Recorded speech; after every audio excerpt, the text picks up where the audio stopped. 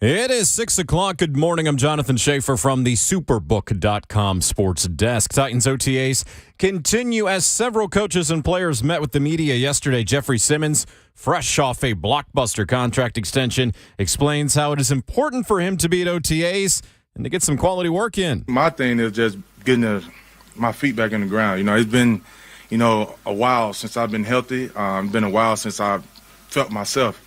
Just being able to go out there and, work on the bags, work with Coach T and individual, then, get a couple of team reps. I think that's big for me. To the association, the Boston Celtics staved off elimination by defeating the Miami Heat 116-99 in Game 4. Jason Tatum, 33 points, 11 rebounds, 7 assists. Game 5 Thursday in Boston. To the NHL, Vegas now a 3-0 lead in the Western Conference Finals after beating Dallas 4-0. They had 3 quick goals in that one in the first 11 minutes of the game. Hurricanes at Panthers tonight. Florida can clinch with the sweep and move on to the Stanley Cup Final for the second time in franchise history. Major League Baseball, Dodgers 8, Braves 1. College baseball, UT lost to Texas A&M in the first round of the SEC tournament, and they are out. To soccer, Nashville SC lost to Inter Miami CF 2-1 in the round of 16 in the U.S. Open Cup. For all your foundation repair and waterproofing needs, visit USSTN.com. Breaking news at once on your home for the Titans and Vols. This is 104.5 The Zone.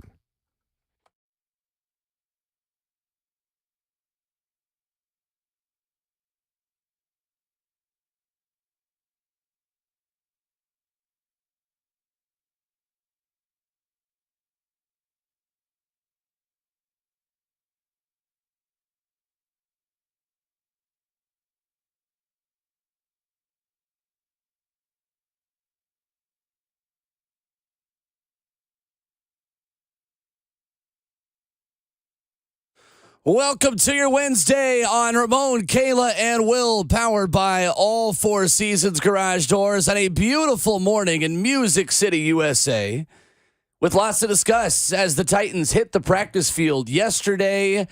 We've got players who are there, players who are not there, reactions that we can give you, and we've got Rhett Bryan as well at hour 4 this morning, as we do every single Wednesday morning. Brian Rice at 7:20, fair catches in the NFL, and 4 hours to discuss that and whatever violence comes our way on this beautiful morning. Alongside our 11-year NFL veteran and Vol for life, Ramon Foster. Yay. And our broadcast veteran who is celebrating a big day. Happy birthday to Kayla Anderson. Thank you. 1 year younger, Yeah. At That some is point, right. you just start going backwards. So glad to be celebrating 1 year less here. It's not Benjamin Button. No. It's Kayla Anderson. There we go. You can hire me in that new the remake of that if you need to. Yeah. Well, Kayla that's Button. about it. Benjamin Anderson. Hey, it's a We'll good go day. with Kayla Button. It is a Little good day. sprinkles out there, but I think they'll go away here towards the end of the day. So, That's right. Good to be out here and celebrating the birthday with y'all. No doubt about it. It's still supposed to be nice today, too. I mean, Yeah, 80s. Yeah, 80s. I actually didn't see rain in the forecast. I I didn't either. was riding down the road. I was just I like, know. what is this? That was kind of weird. It was kind of weird. Rain is good luck, isn't it? Yeah, supposed to be. So maybe that's it what rained it on my is. wedding day. So that's what they told us. There we go. I knew that Yeah. one. Yeah. Yeah. Jonathan Schaefer is our producer. We know him as the best producer out in the world around these parts. The best producer in the I don't know world. why I just turned this into an old Western. Around these parts. My name is Will Bowling. 615-737-1045 is the number. How are we? We're good, man. Birthdays are big, Kayla. I just want you to You know. love birthdays. I do. Will, And- are you about a birthday? I'm not. Okay. I Yeah. don't really care. It's nice to know. That's okay. I like to gauge everybody when it comes to that. Sure. So what's your ideal birthday setup for you on the day? Whenever your birthday comes around, what's your ideal setup? As an adult, as your age right Going to dinner with a very small group of people, and Right. then that's about it. now? Okay. Gifts Usually matter? just family. No. Yes, No, that. absolutely. I'm Ramon's just, a gift giver. I could see that. Ramon, you're like, I want my birthday for a week. hey, gift and a curse. You hear me? Gift and a curse. I really am all about it, but having that January birthday for me is why. You know what I'm saying? So, and I know the November folks feel the same way. November and around Christmas. Mm-hmm. The November and January folks feel about the same. So But there's May. Nothing's going on in May. nothing's going on. You must in have. May. This must have been a fun time though, because like you're right out of school, and then you have your birthday right when you get out of school, like May 24th. Yeah. Yes. The only bad thing, Will, I realized in college, that's when it's fun to celebrate because Right. you're with a lot more people and your friends. I was always done Yeah. by my yeah. birthday. Washington State, Right. and I don't know, other colleges probably get out a little earlier. So I was always kind of bummed because it was like I was already out. I'm like, I wanted a big party. Yeah. Yeah. We're past too. that though. I'm end of July, so Yep. I never had like any. Yep. That's probably why I don't care. Is because my entire life you just go to the park with your family or something. I don't know. That I remember makes going sense. to Crockett Park once when I was a kid, just with my family and a couple friends. But that was when I was like 7, so it was a couple of years ago. But I just don't really care. If I'm I not care about mistaken, other people's. I just don't care about mine. Right. I may have only had like one school birthday party, which is fine. But I was just like, I feel like you those just are like, so cool. you always know the kid that always got the birthday party at the schools. Like, your mom's bringing cake Yep. again today. That's real cool. Thank you. Hopefully we can get some time and get some snacks too, man. So I never, I got one, if I'm not mistaken, one school birthday party. And look, you'll remember it for the rest of your life. What was your I most did. memorable birthday as a kid? My most memorable birthday as a kid. This is actually when I was older. I got a paintball gun. I was into paintballing so wow. good, Sure. like big time. How old were you? I was 13. Only So- 13. Okay. But this is the thing. Our school, 13, 14, our school was taking us on like those paintballing trips and stuff like yeah. that. Yeah, we did those so too. we did those like on Saturdays. So me getting my own paintball gun was insanely What's cool. the big deal with him at the paintball gun at 13? I killed my first deer at 12. I mean, that's not that big of With a a deal. real gun. Oh, dear. Yeah. Oh, yeah. Oh, dear. Oh, yeah. Oh, For dear. real. Yeah, you can go youth hunting at 12 years old where I grew up. You can. Yeah, and did. Jeez. You can. Yeah. I was I not guess 13. shooting Yeah, that anything. makes sense. Yeah. So that was 13. That was our criminal justice class that was taking us and stuff like that. Yeah. Oh my gosh. It was awesome. And you didn't end up being a criminal, so it worked out. It was knock on Well, as wood. far as we know, we have been talking a lot about mysteries and murder mysteries in particular. I don't know. I so got a couple of those bags we from the might Steelers. need to be investigating. Kayla. I'm joking. I'm joking. Yeah. You know what's weird? Do y'all remember anything from your childhood that just sticks out? Like randomly? Because usually it's hard to think back that far, but I don't know why I can remember. I don't know what year it was, maybe my 8th or 9th birthday, but I had a huge party we had a backyard. I lived on a street with mostly dudes. Yeah. And so all my guy friends, they were my age, but Yeah. would come. And then I had my girlfriends that would come too. But we played pin the tail on the donkey. For some reason, I remember this. And I was bossy and still am kind of bossy and was like making sure everybody like did it the correct way. I don't know why I remember this particularly. And I wanted to win so bad. And I think they fixed it so that I could win because I was being such a boss Fantastic. about like pinning the tail, But for some reason I remember that birthday, just playing that game and opening up gifts in the backyard, like those random memories. I don't know how you figure to remember that stuff, but you do. Nice. I always wanted the Problem Child birthday. You ever seen that movie, Problem Child? Oh, yeah. Oh my gosh. The girl, other than it getting ruined, I'm like, she's got a pool party. She got all the presents in the world. Problem Child is an awesome, awesome movie. I love that movie. One year we That's went to funny. a putt-putt golf course, and it was outstanding. Oh, I love pup. Actually, in Middle Tennessee here. Oh, for real? Putt golf. Over off of Old Hickory and between Brentwood and Murfreesboro. Putt is one of those things where it's just like, man, it's just cool. And then you realize, like, I'm really trying to hit shots out here. At least I was, anyway. It was one of those like mini golf, go-kart, batting cage situations. Uh-huh. What else do you need as a kid? I was like 10. I was like, oh, this is fantastic. Those are great. I'm going to be real with you. Yeah. I'd be happy with that now. Oh, absolutely. Yeah. Hell yeah. kidding me? Seriously. Dude, you give me putt-putt golf, Yep. go-karting, pinball, I'm good.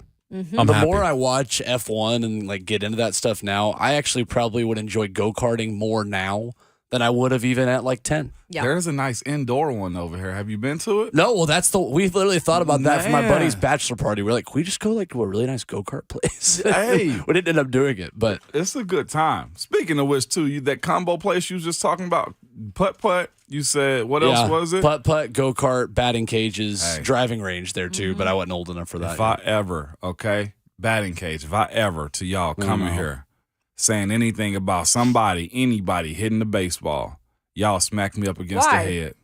I got in the cage yesterday. Oh, Did gosh, you? here we go. Did you make contact? What does that mean? Oh my gosh. Okay. That is a hard thing to do. You hear me? Not really an athlete. That is a hard thing to do, man. My son's in there yesterday. RJ's getting some cuts in, right? And it's up to 70 miles per hour on the cage, but it's a short distance. So it was like 88, 85, 90 is where it was. And he's trying to, catch speed and stuff like that. I hopped in when he went to the back. I was like, let me get in here real quick. Oh, boy. Worst mistake ever. Swing and a out? miss. Did I? I would 15 have loved to balls. seen this. I clipped Ramon, that's 3. 5 strikeouts. Hey, I only clipped 3 balls, you hear me? And didn't even see myself hit them. I touched those on luck. Hey, I'm telling her, hey, head down, watch the ball. No. Okay, did anyone video this? I think Keith did. Oh my gosh, Keisha, please send us we that need video. so badly. We would love you long time. Hey, y'all. I'll never. Jonathan Schaefer just picked up his cell phone. Hey, I'll never. You hear me? Do I have Keisha's number? Oh Hey, man. gosh. Dads, you sideline coaches, if y'all ain't ever been in that friggin' cage, shut up about your kids hitting the ball. Do as I Quiche. say, not as I do. Keish, send it to Ron. Ron will send it to me. This is how we're going to do This is this. great. Hey, y'all. I'm all about this. I clipped it 3 times out of 15 balls, and they were all fouls. I mean, they give you a golden sombrero for 4 strikeouts in Major League Baseball. This would have been 5 on 15 pitches in a row. That's quick math. and I thought I was like, 6 in the man, morning. I'll catch this. He That gets was in there. really He's good, like, man. yeah, let's go. I got this. He's in there just banging them out, and I'm just like, Outstanding. whoa, Kayla, y'all. And you wore a UT baseball jersey I was today, just too. going to say that, Oh, Will. we- I was just going to say That's all that. right. They whiffed yesterday, too. Oh, yeah, they only had 1 hit yesterday, so they only beat you by 1. That is so funny. Hey, y'all. The fathers, you fence coaches, you armchair moms, all y'all. If y'all don't get in that doggone bullpen or that doggone cage and Yep. hit, shut up about your kids is all I got to say. So I did that once in college. I was doing a story for the student news show I worked for senior year. And it was at the Tennessee Smokies new practice facility they just opened. And so they toured us around it and they had us go in there and hit on the batting cages. And I legitimately did the exact same thing. Right? Like just swing and a miss, swing and a miss. Swing and a miss. Just a bit. Nope, not outside. Swing and a miss, strike 3. I just had to put myself out there. Will, At Yeah, least it's you're tough. like not trying to act like you're something you're not. I felt bad for myself. I said, Moan, don't say a doggone thing at these parks no more. Well, okay? Not really an athlete. It's not as bad as some people that I've seen in slow pitch softball who strike out in slow pitch softball. So Yes. you haven't stooped down to that level yet. What? There's still time in the summer, but So Yeah. guess what I'm going to work on for us real quick? what's that? Sounds open up the park sometimes to media Yeah. for things like BP. Oh, God. So I'm going to work on that. We can redeem ourselves here. Okay? We really got Let it. me put in a call. I did see dudes yesterday, though, on their lunch break practicing softball stuff. Dude Oh, was yeah. he was in a full Yeah. work outfit yesterday. Okay. Those guys That's have a full lot. jerseys, too. He got That's some. a lot. He got some cuts in. We just all showed up in like T-shirts. These guys got like full, like button-down jerseys that are nicer than most college teams. There had to be like a Let's pipe 60-year-old dude in there yesterday That's all right. shooting softballs off the gun yesterday. He's just fielding balls. Fielding balls. Oh my God, pipe down. Coming up next, highlights from our visit with Titans corner Sean Murphy-Bunting. We've got audio from the Titans practice field. Kayla was there, and we'll get her takeaways as well as the show continues this morning. Brian Rice of Sports Radio WNML in hour number 2. And as we mentioned, Rhett Bryan and Inky Johnson, as always, in hour 4. 615-737-1045 as we continue on a beautiful Wednesday in Nashville here on RKW 1045 The Zone.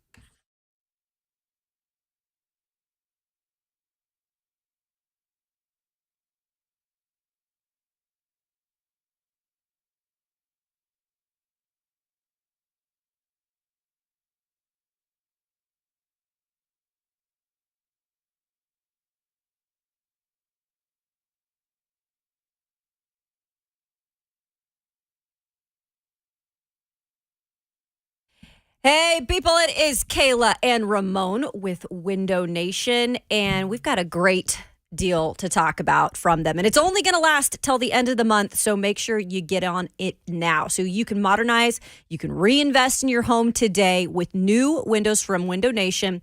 And it's the best deal of the year. Like I mentioned, you can get 0% financing for 5 years, pretty much unheard of.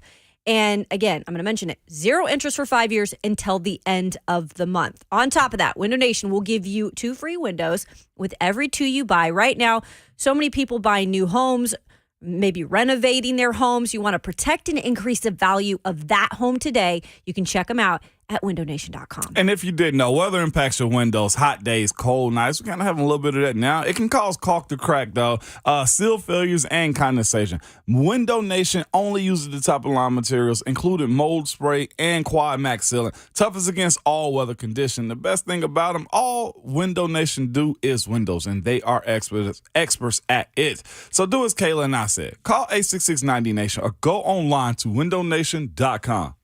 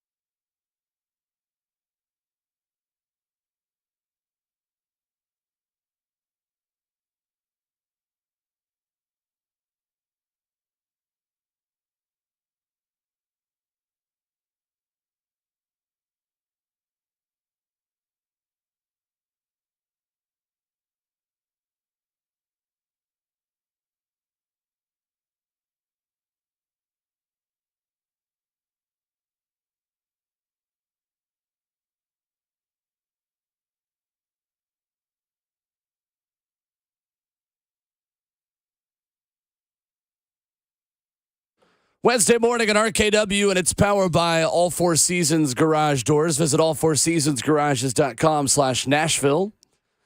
615-737-1045, the number. Our question of the day was, what is the most memorable birthday you remember as a kid? In honor of Kayla Anderson's birthday this morning. Yeah. Here on Ramon, Kayla, and Will. And we go to the Mark Spain Real Estate Hotline and to the phones where Richard is in Murfreesboro.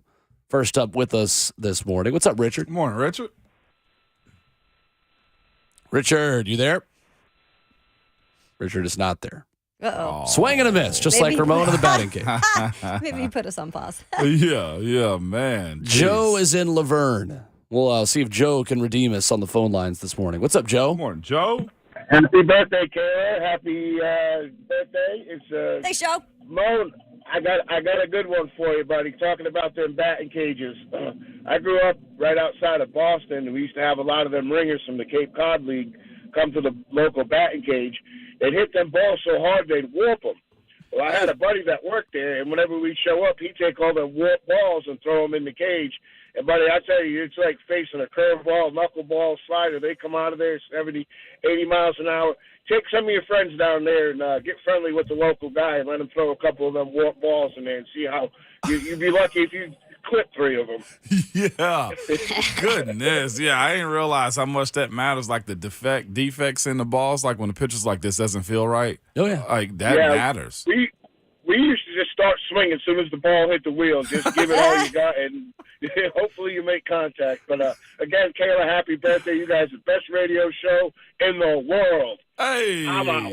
Thank you, Joe. Thank you. Thank you. I Thank like what he you. did there. In Good the people in world, Laverne In this the morning. world. right? It is. I must admit, I got to stop putting the G in it. Laverne is Laverne. What? That's what you do? Wait a second, What? Ramon. Yeah. How long Breaking have you lived news. here? I'm better now. I hope You mean so. like adding the S to the Sonics Yeah, to the and Kroger's. and the Krogers? Yeah. And the I- Targets? I took the G Oh, out. I never heard of it from Target before. I didn't either. The Target, going to the Target is what that is. Oh, yeah, Target. So, Laverning? Laverne. What? I thought the G was I mean- pronounced. Bro. Funny thing is, not Buck, proud. Buck I'm not always proud. complains Shouldn't about be. Lebanon versus Lebanon. I just grew up thinking the country was named Lebanon. Yeah, I'm that's serious. fair. Yeah. That's the truth. Yeah, I could see I've that. lived here my whole life. Okay. And that's how you know how to pronounce it as Lebanon. Right. Right? Lafayette. Lafayette. Yeah, Lafayette. Elizabethan.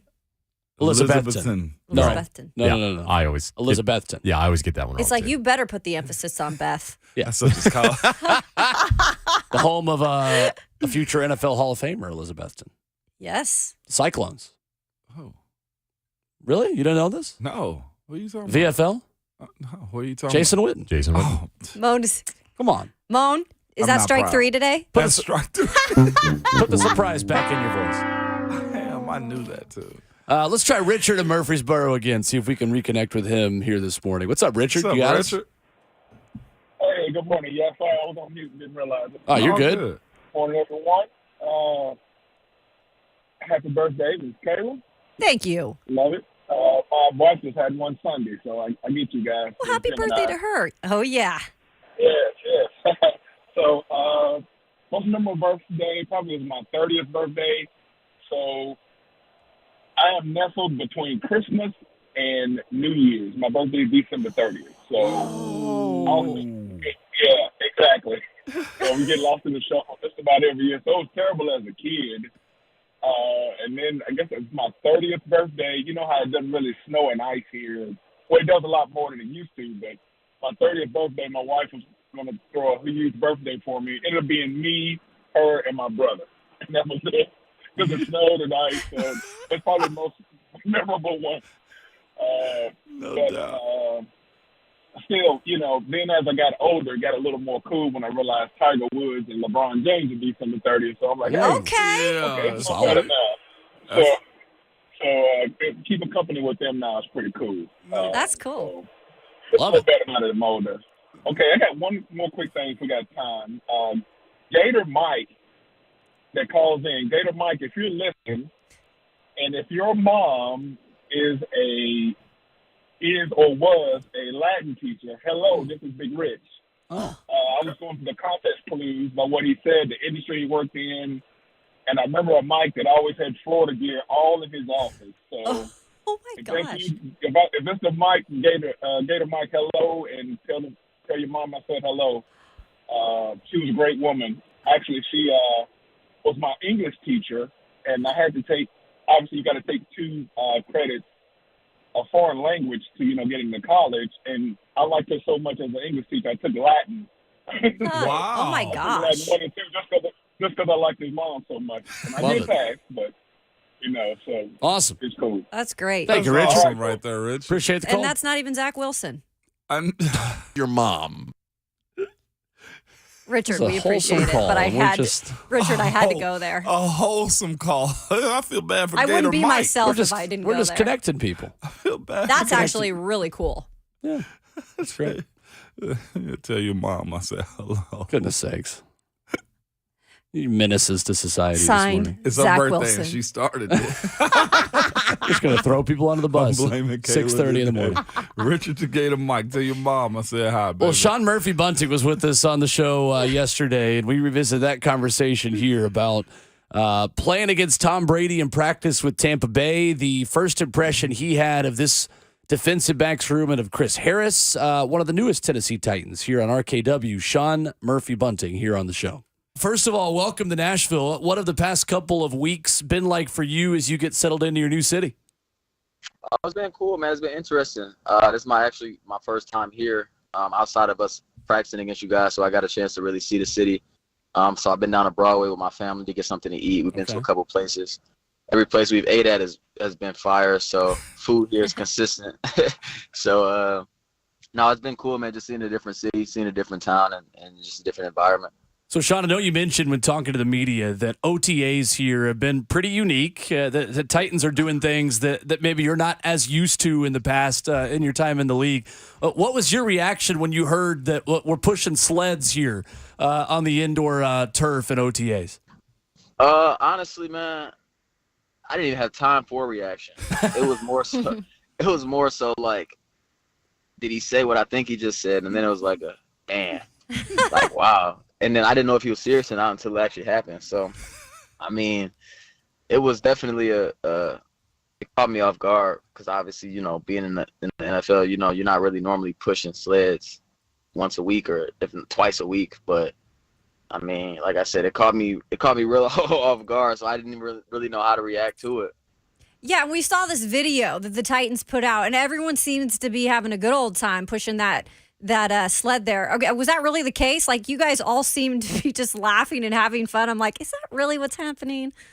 Yeah, I mean, because it's really more of like a somebody said it like a team bonding thing, but it's a competition, and everything that we do in our organization is built on competition, right? So, it brings the best out of guys. It forces guys to really, fight for their teammate and push for each other because you don't want to lose at the end of the day, and that's with anything. You don't really want to lose at anything. So we're out there competing sleds, 100 yards, teams of 5, teams of 4, pushing them, simultaneously down the field. But everybody's competing and everybody's building super teams and trying to win and do stuff like that. So, but it's cool. Like it's a different experience, but it's a fun experience at the same time because, like I said, with the media, it's like you're working for something. Whatever you're working for, you're doing it with the guys next to you, and you're really working, Yeah, absolutely. Well, if for those who don't know, Sean came over from Tampa Bay, where I know in the 2021 season you had that injury and you dislocated your elbow and you were out about 9 weeks. And you said, in a way, this was like a blessing in disguise because you were able to kind of pick the brains of the guys that were there. And I know Richard Sherman was there at the time. How did this make you a better player? As weird as that sounds, maybe being able to sit back and really think, what am I doing? Well, you see, like my whole life, right, I've never really had an injury that put me out of a game or made me miss time, miss practice or anything like that. So with this being an elbow and this being an injury that, I had to miss time for and I really physically couldn't do anything, it was different because I had to get an outlook on the game as like, it was more like a coach at that point instead of a player. So a lot of the things that I could see and a lot of things that I could kind of, I guess, give feedback to the players for, it was always helpful for them because, like I said, I was a player that was playing, but I wasn't in that role at the time. So it just made me kind of sit back and look at the game a little bit differently and kind of cherish the moments that I did have, and that that I could relish on, because you never know when your last game is. You never know when your last play is. So obviously, I wasn't thinking that was my last game or my last play, but it gives you thoughts. It makes you think about the things that you can do better, the things that you can do differently, things that you can do to prevent that from happening again. And it just makes you look at the game in a just completely different outlook and a different aspect than you would if you were playing and if you were suiting up. Titans corner Sean Murphy-Bunting, our guest here on Ramon, Kayla, and Will. Sean, man, you're a MAC conference player, man. Do you ever All the way. See, that's where I was going. I knew he was going to hear it, man. I played with a few. You guys are prideful as far as like the MAC. Like, as far as that goes, do you guys compete against one another and just look and be like, yeah, that dude's going to the league no matter what conference he was going in? You know what, man? At the time when I was in college, I wasn't even really thinking about what guys was going to the league, what guys wasn't, because I was really just kind of focused on myself and focused on the things that I could do and I can control to help me get there. Yeah. I had a lot of teammates, and I was fortunate to have a lot of teammates that at the time was very, very, very talented and also had opportunities to play in the league. I had Tyler Conklin, who's a tight end with the New York Jets. I had Jonathan Ward, who's actually a teammate of mine here now. I had Daquan Jameson. I had just a bunch of different guys, Josh Cox, Amari Coleman, guys that had an opportunity to go to the league. And so, I mean, it's just, like I said, it's a small opportunity, a small window, because we are in a MAC conference, so we just have to look at it in a different aspect. I feel like you can find talent anywhere, though. I feel like you can find talent D2, D3, and there's been legit cases for each one. So really just having that chip on your shoulder at all times, knowing that I am from a smaller school and a smaller conference, but I know in my head that I am a dog and I have a dog mentality, so it doesn't really matter, where I could have went, because I feel like if I would have went anywhere in any college, the same results would have happened. Man, no doubt. Flip that into a second-round pick. That's awesome, man. Yes, sir. Playing under Todd Bowles, though, a guy that has a bunch of respect in his league, a great defensive mind. He lit us up a few times, too. But as far as learning under him and the structure of that defense, man, what would you be able to carry from learning under that staff to now being in Tennessee with Coach Rabel and his guys? Yeah, so Coach Bowles was a guy that made you come in every day and put the work in every day, whether it was film study, whether it was on the field. He was always going to be right there with you, teaching you the ways of how to actually be a pro and how to be a professional, how to study the game the right way. So it was always, a blessing to be able to pick his brain and sit in his office and talk to him about ball. Me and Coach Bowles, got really close over the years. And so our relationship was a little different than everybody else's, because it was things that he could say to me that he might not be able to say to somebody else because they would take it the wrong way, No doubt. So, yeah, I mean, it helps a lot, because in that system, you were really able to do everything and anything. We were forced, as corners, we were forced to play the half. We were forced to play cloud techniques. We were forced to play cover 3, cover 4, cover 6, whatever it may have been. We played in so many different techniques, so you can translate it to any other system, and it will work. It would just be different terminology. So he made us kind of adapt and get used to, like I said, being in the league and learning on the fly. As far as adjustments, when we had different adjustments every week with different players, different formations, it didn't really matter. But his main thing was really just being on the same page with each other, communicating. If one guy calls the wrong call, we all play the wrong call. In a way, it's really the right call. Right. So just being able to be on the same page with guys and learning the different ways to do things, because it's not only one way to do certain things. You can do them in different ways, and he kind of gave you that flexibility to learn how to do them different ways and kind of build up your portfolio and your toolbox. I got a question. Biggest trash talker off that team, Leonard Fournette or your coach Larry Foote? Man, you know what? I think Foot might have took his foot off the gas a little bit when it comes to the trash talking, man. Because it's crazy, because you played with him, didn't you? Yeah, I did. This dude was a menace. But he's from Detroit, man. So he got to be a menace. He's from the same place I'm from. So, but I mean, he definitely took his foot off the gas a little bit, man. I would say Leonard Fournette for sure, or you could throw a case in there and say Devin White. Okay, I didn't expect that one. Well, Sean, the Louisiana boys are different too. That's true. That's fair. That's fair. Sean, what was it like playing defense against Tom Brady in practice? And do you know how many interceptions you had off of him? Oh man, I honestly don't know. At one point, you really just stop paying attention to. Stop trying to pick off your quarterback in practice, and you try to help them build their confidence, even though he didn't really need it. But no, man, I can't really name how many interceptions I've had. If I really can't count. I wasn't really about that, but just being able to play with him and learning from him and learning how he approaches the game, how he takes it every single day. He treated it really like it was his profession, and really like a business. You know, you see him in the building, you see him getting his body work done, you see him out at practice, you see him in the study room all the time. You didn't really see him do anything else, you know. So you kind of adapt to that as a younger player, and you see what he's doing is creating a lot of success for himself. So you try to, you know, copy and do it and mimic a lot of things that he does in his daily habits so that you can do them as well and have the same amount of success. And I know it's still early on, but what would you have to say about DB's coach, Chris Harris, and just working with him so far?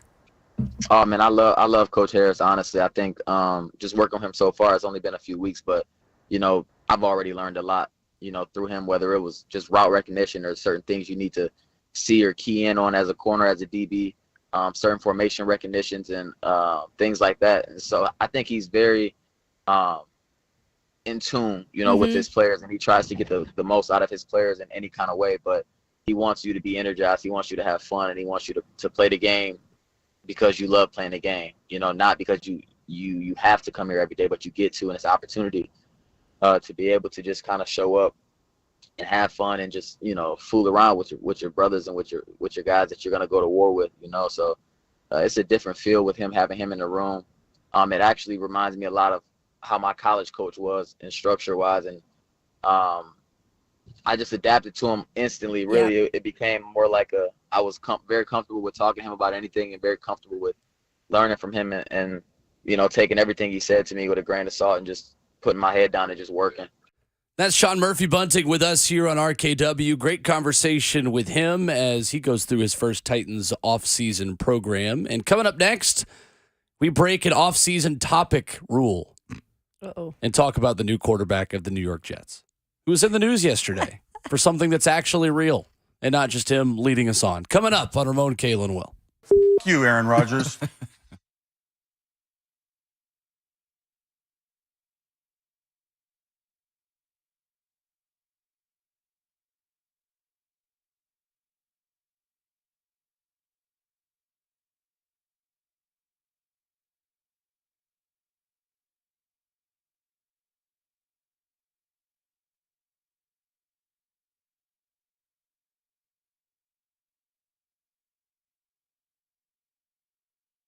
If you have a wet basement or crawl space, it's time to call United Structural Systems. We've all heard about these guys for a long time, and for good reasons. They've served Middle Tennessee since 1994, and they've helped thousands of satisfied residential customers in that time.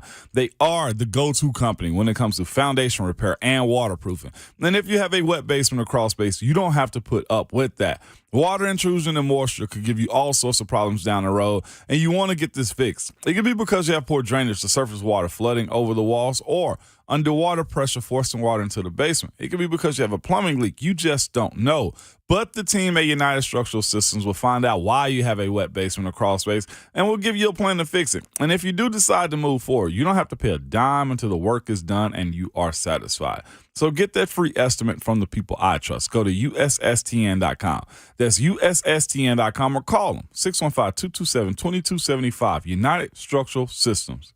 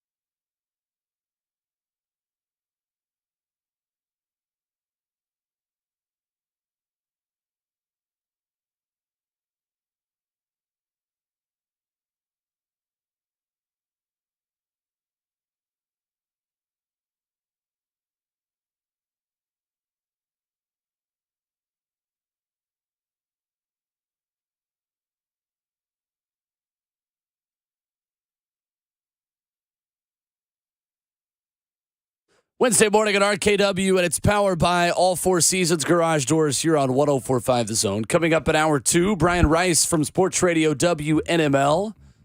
Tim Kelly on tempo versus efficiency for the Titans offense as he spoke to the media yesterday at St. Thomas Sports Park. 615-737-1045 is our number.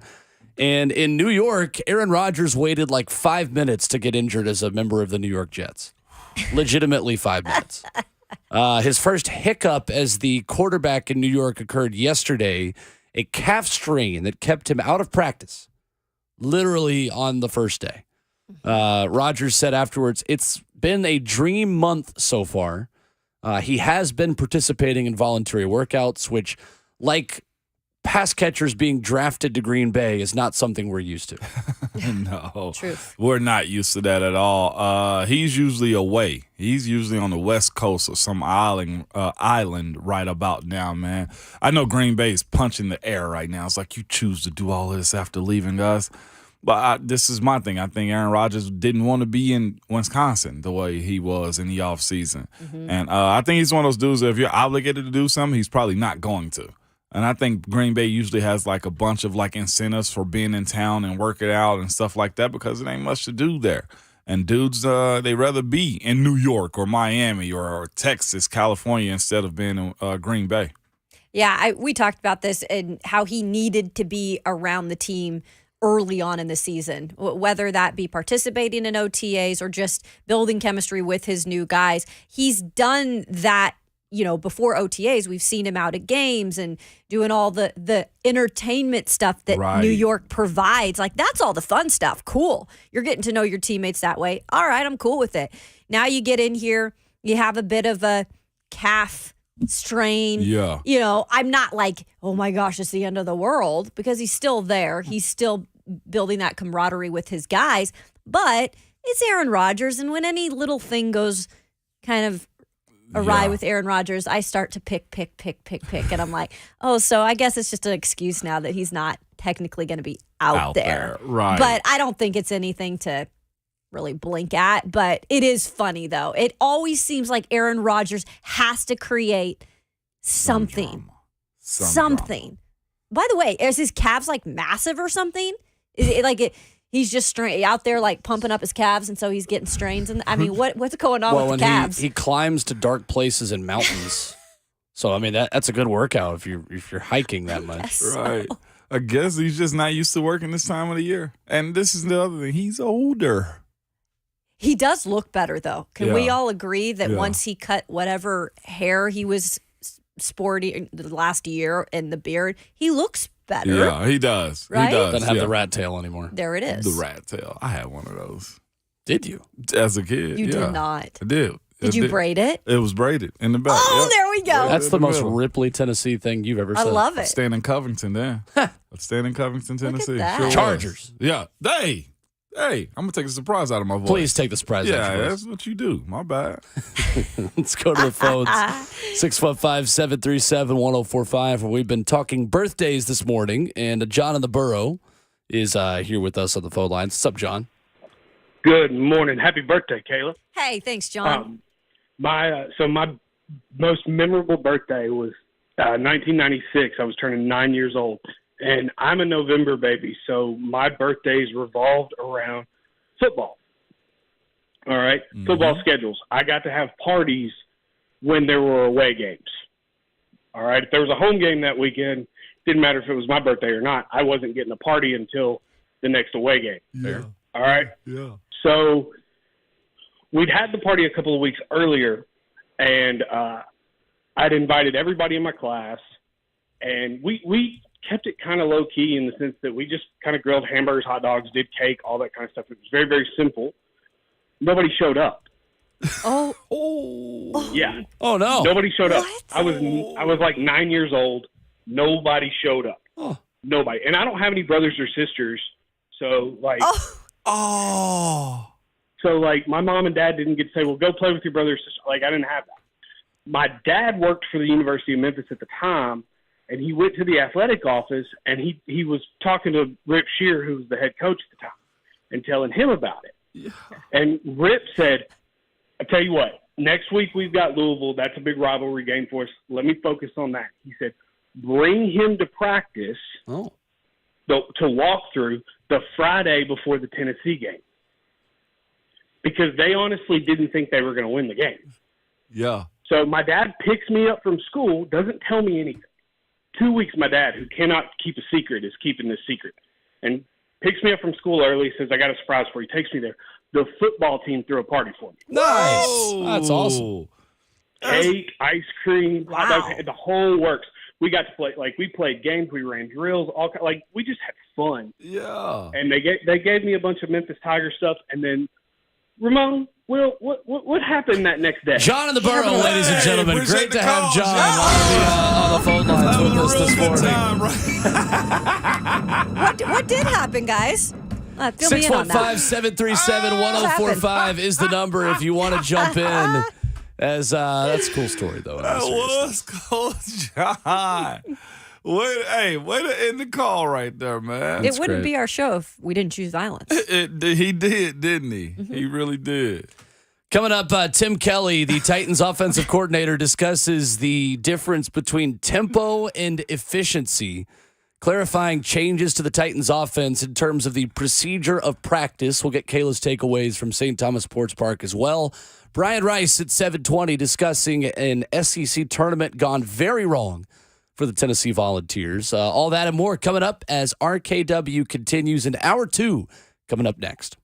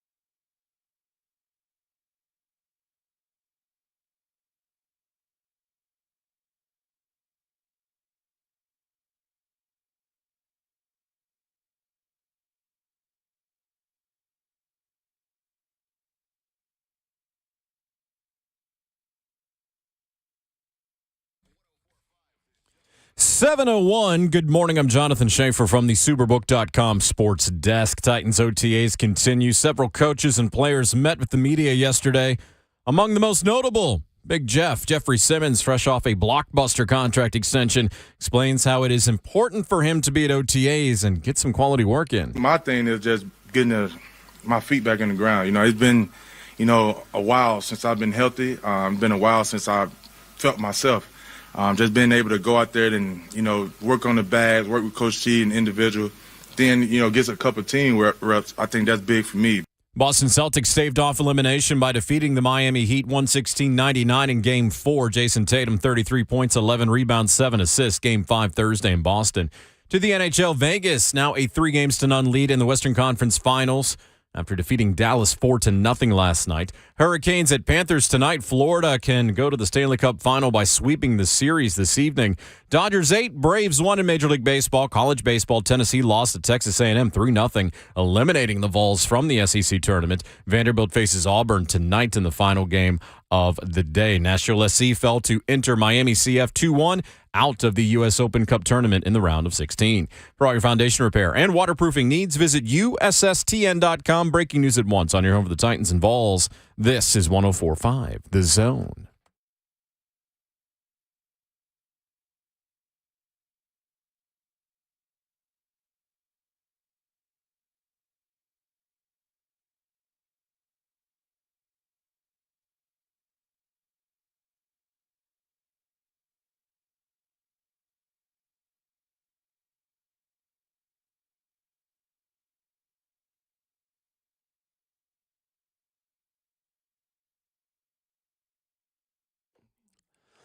Continuing your Wednesday morning here.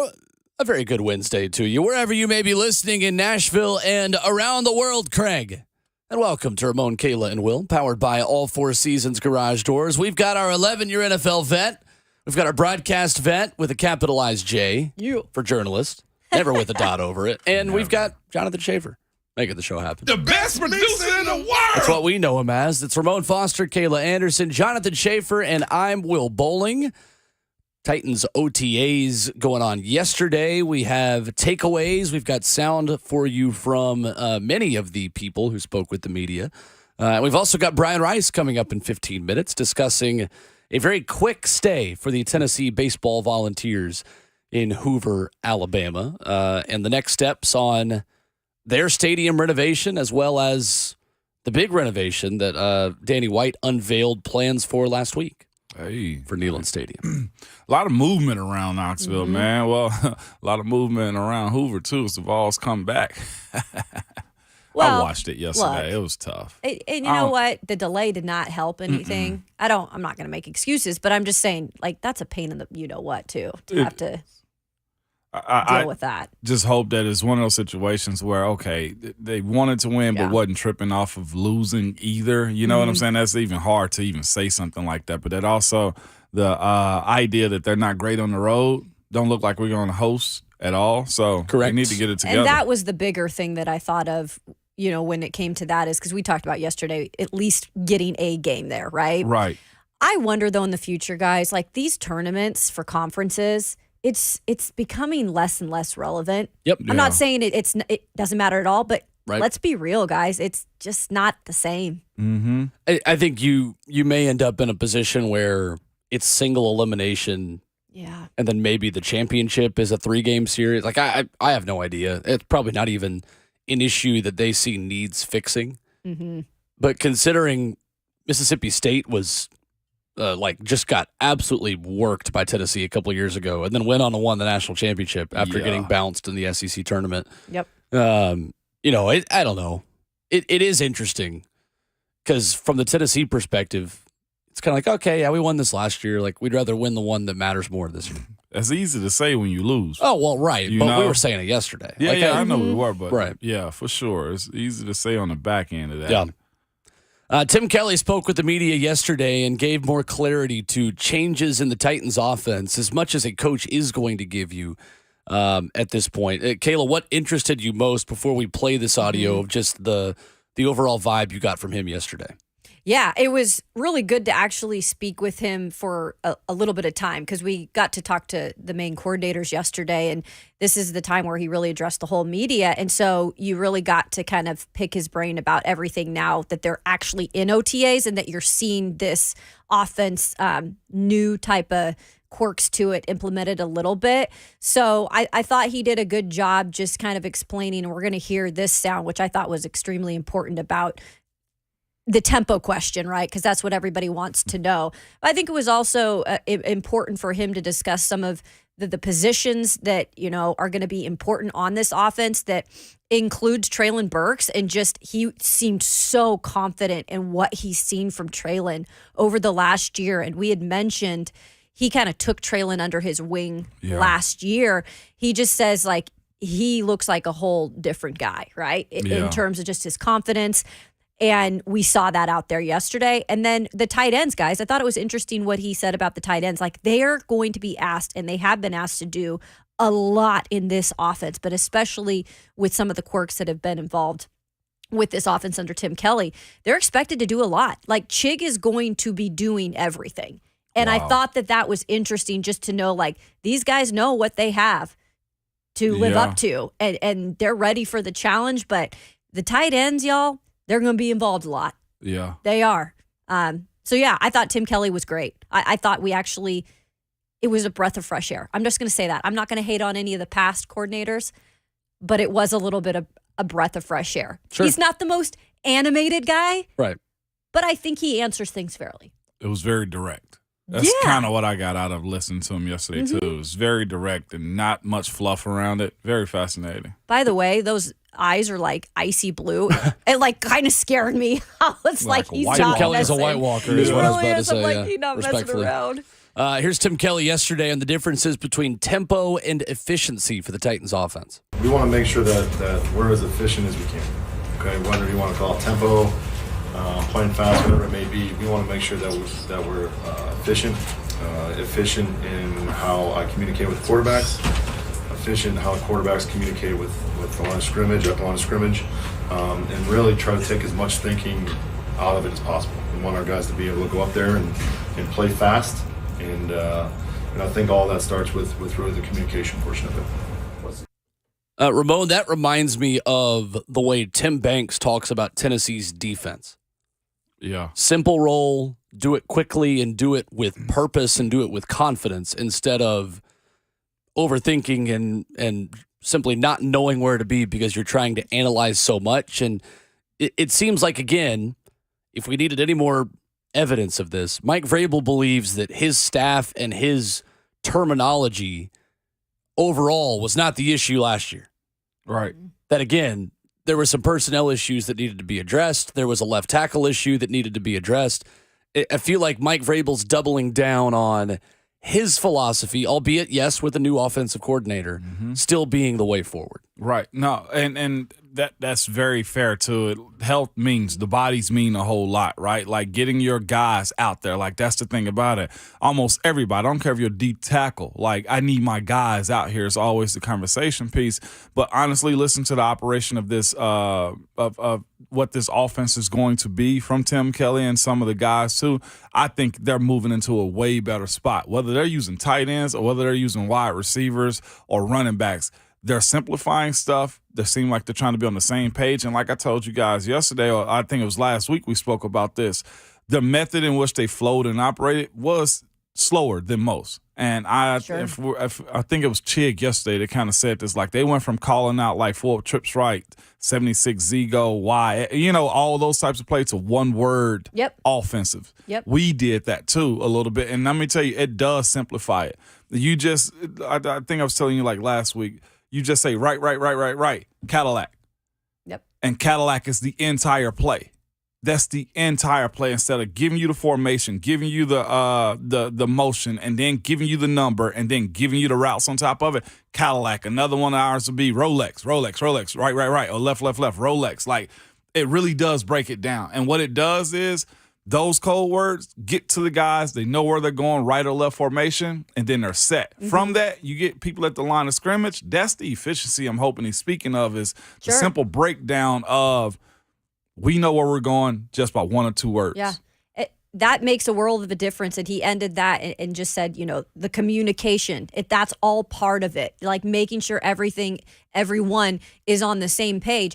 And that's helpful for the new guys that are coming in, that this is their first time seeing this offense. Yeah. And it helps for the guys who have been here. And maybe it's been not great under the previous offensive coordinator, and simplifying some of this stuff, like you said, making it more efficient. In my view of that, like, you can't go wrong, right? You still got to execute. You do. And you still have to have players come out and perform the way they're needed to perform. But at least they're making it not easy for them, but they're making it in a way where everyone's on the same page. And see, even with me saying all those things, like you have stuff categorized. Like cars mean one thing. Right. Watches mean another thing.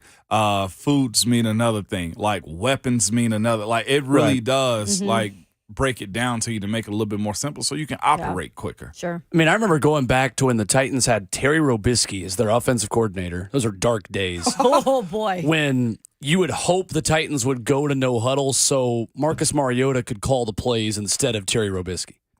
Like, legitimately. Yeah. I mean, I think the biggest thing that I hope for this offense when it comes to tempo is that Tim Kelly has to have a better feel for the game than Todd Downing did. Yeah. That was one of Todd Downing's biggest flaws as the offensive coordinator, was that the no huddle would work at the end of a half and you'd go away from it. Right. Yeah. You'd never go back to it in the second half. If the tempo was working, if Ryan Tannehill is more comfortable in a no huddle offense that's more spread based and a little bit more in the shotgun, or perhaps even under center, just with more play action. Play action and tempo are two things that Ryan Tannehill's good at. It is. Yes. And I think this offense is shifting away from, let's no longer do what Derrick Henry's really good at. Let's focus on what Ryan Tannehill's really good at. Sure.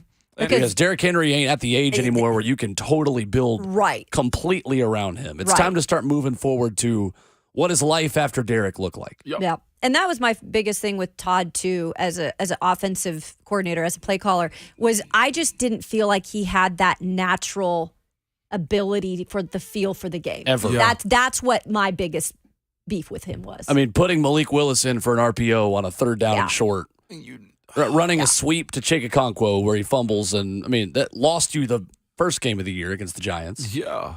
Things like that. It's overthinking. Right. Coming up next, Brian Rice joins us. Is it a big deal that Tennessee isn't getting a longer stay in Hoover for the SEC tournament? And what are the next steps on a couple of major renovation projects going on for facilities in Knoxville? When we come back with Brian Rice from the Sports Animal, coming up on 104.5 The Zone.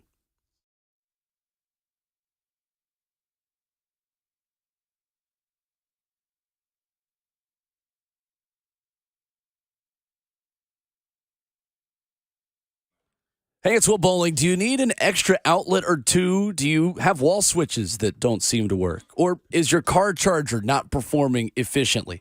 Well, these all seem to be simple issues, but they are rarely do-it-yourself projects. Take it from me. I don't bother with those kind of things. Well, dealing with electricity requires the expertise of an experienced professional. So call the pros over at League Company, because their electrical team can solve any problem you have. And what's best about it is they're going to do it safely and efficiently as well. And right now, you're going to get a great deal from my friends at League Company as well. You can enjoy $20 off an electrical service call for limited time. A great offer from League Company, and all you got to do is call them.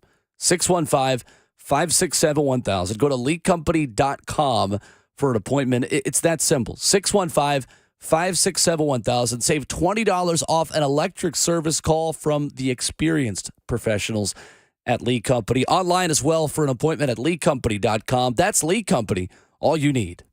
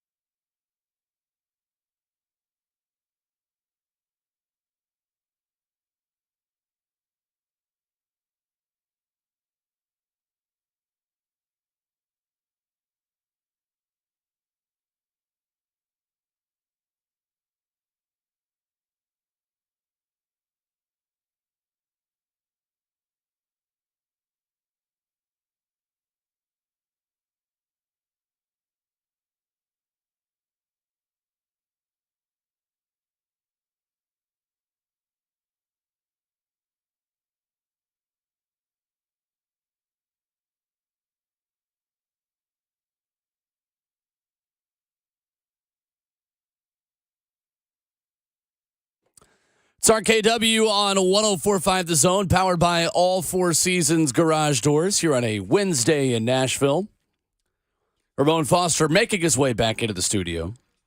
From time to time, we expose him when he eats breakfast outside, then comes back in. But that also gives us plausible deniability that you're not eating in our brand new studio, which is a good thing. There we go. Good job. Hey, Absolutely. Some people follow the rules. I'm setting the standard for everybody. Kayla Anderson, Will Bowling with you. Sorry, I had something in my throat. On the Marks Payne Real Estate Hotline, Brian Rice joins us here this morning. What's up, Brian? How are you? Did Ramon not bring breakfast for the crew? I mean, you can't just bring it for yourself, especially on Kayla's birthday. You know what, though, I'll say? He does do these breakfasts for us usually once a week. He's such a generous guy. He'll just be like, hey, I'm ordering breakfast today. What do y'all want? See what I'm saying? CB Rice, you tried the friendship shame me. And you got burned. That's all. No, it checks out. You know how many times Eric Haynes just brought me breakfast in our partnership together? Maybe once. That's the only time he ever invited us over his house, too. I'm glad to know I'm in good company. He's consistent. Give him that. He's all right, there's too much Ramon praise going on around here, Brian. Big deal or no deal that Tennessee is not getting a longer stay in Hoover or maybe somewhere in between? Well, they're on the fringe for hosting and getting a top 16 seed. So I think from the perspective of you may, depending on what else happens at that tournament and around the country, you may have played yourself out of hosting. That part of it's a big deal. I think for the health of this team, I don't know that a week off is a bad idea. They will, I'm sure, take a couple of days off from practice, but just not having game situations from now until a regional, I don't think is the worst thing for this team if they approach it the right way and if they use it to get healthy and use that momentum to set themselves up to go win a regional, whether it's in Knoxville or whether it's somewhere else. I think you can take positives or negatives from it. You just wish that you had a better performance to leave on the committee's minds than being one hit and shut out in a day game at your conference tournament. That's not a good final impression, but I don't think it's necessarily a killer considering how many people nationally have talked about the Vols' record and the big picture and how much they value them because of that. And Brian, the inconsistency is interesting with this team. They'll score 12 runs in one game against Georgia and then have 5 runs the next 2 days combined away from Lindsey Nelson Stadium. Why do you think this team has been so feast or famine at the plate at times this year?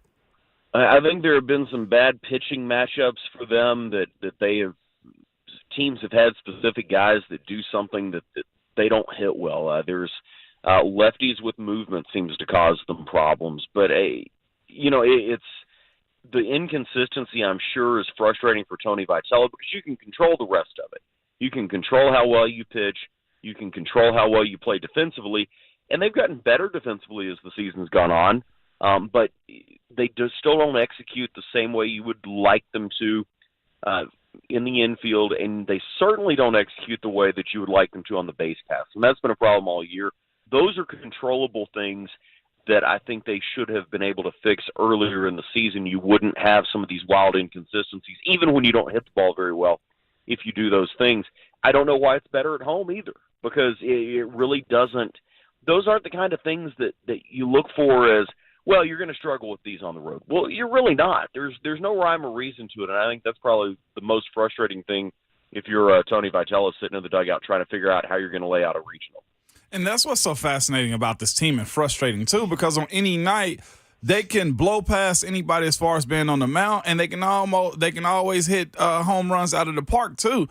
But where is the rhyme and reason to win and how they do this? They go through stretches, but it hasn't been as consistent as you need to. Where have you seen them kind of, peel back the layers? Well, and I think that's the question that Tony's still trying to answer and has been all year. I don't know that he has an answer for it. You think you've gotten it fixed. You think you're playing more consistently. They started off the season poorly at 5-10 in conference, but even in those 10 losses, you felt like you should have won more than half of those, and you didn't. So some of those things started to go your way as the season went on, but they still didn't go your way consistently enough that you're going to show up and just dominate. You mentioned, Will, the Georgia series where you win the opener and you're like, all right, we've got this thing fixed. Matchup of best on best, we dominated, and then the rest of the weekend happened. That's the kind of thing that can't happen in a regional because if you're home, you're at a 1-4, and you should win that game pretty easily. If you're in the 2-3 matchup, then you need your best game to even advance on into the winner's bracket. But if you play your best game, then what do you have left for the 1 seed on Saturday? It's got to be frustrating because going into a regional where you're going to have back-to-back tough games if you're a 2 seed, then you really don't know what you're going to get on that second game. I think they feel pretty confident about what they're going to get in the first game. But what do you get in the second game? Yeah. And where is that mentally? Because it's not a pitching thing. It's very clearly an offensive thing. So when you look at this team from last year to this year, you get the monkey off your back last year by winning the SEC tournament, right? And this year you get bounced early. Is this a strategic plan to get right, to get reps as a team, to have a self-check going into the NCAA tournament, or is it just where this team is? You see what I'm saying? Like, can you plan on getting an early exit? I've seen this in softball over the years. The Florida Gators have been one of the most consistent softball programs in the country over the last, decade plus. And Tennessee's been there too. But Tim Walton has handled the SEC tournament very differently over the years. He's never thrown his best pitcher to start. Now, it's a single elimination 3-day event, so it's a different story from baseball being double elimination. But he's kind of had the attitude of, we've accomplished what we've accomplished, and if we win this thing, great. If we don't, we're going to value the rest. I don't think Tony Vitello went down to Hoover saying, I want to be one and done and get back and work. But I also think that they weren't going to go all in just to get into the double elimination part of it. I don't think you really can in baseball. With this being a Tuesday coming off of a Saturday or a Thursday, Friday, Saturday that ended up for Tennessee being a Friday, Saturday, I don't think you had as many arms available to do that if you wanted to. And so I think they went with somebody that they felt like they could win. They only gave up 3 runs. In college baseball, you give up 3 runs, you should win the game. Mm-hmm. But the offense wasn't there, and I think that's what makes it frustrating is, if you gave up a bunch of runs because you threw somebody that was just available, then you take that and you go to the house. But to get 1 hit is got to be something that's concerning and frustrating and certainly wasn't what they were hoping for. Right. Brian, and so, likely not going to host. What's the best case scenario for this Vols baseball team, headed into regional play? I mean, they could be as far as, I remember Vandy last year up at Oregon State, right? And for them, what's the best case? I think the best case is you're the best 2 seed. Okay. And that means that you go to whoever, and I don't know the baseball seeds them 1 through 16. They didn't used to, and then there was discussion. Regardless, I think if you are the best number 2 and you go to the worst number 1, that's probably not a bad thing for this team because, like I was talking about a minute ago, you play the 2-3 game to open up, but then a 1 seed is going to have your team's full attention. And it certainly seems like this is a team that needs its opponent to force them to give them their full attention. And so I think, you win your 2-3 matchup, then I think this team looks at a 1 seed and goes, all right, we all hands on deck, let's go get it. And that seems to be what they need. I don't know that that's positive, but I think that's your best path to win is this team with the pitching that it has and the offense that it showed at times can go anywhere and win any regional, whether it's in Knoxville or whether it's literally anywhere. Nobody's going to want to see Tennessee in their regional. Nobody. Well, a team that is got to go do it. Brian, the team that is going to host is the Lady Vols softball team. I'm pretty pumped about this because I just love softball. I know it's fun probably for you to cover and just seeing the success of this program. Super regional time in Knoxville. What do you expect out of this team, and what is it going to take to get them to push them forward to the softball College World Series? The thing that you can count on with this team is you will get that good pitching performance. There were a lot of people, and Tennessee didn't do this internally, which is something that I was impressed with. A lot of people criticized the regional that Tennessee received because you had 2 Power 5 teams that came in. None of the other top 8 seeds had 2 Power 5 teams come to their regional.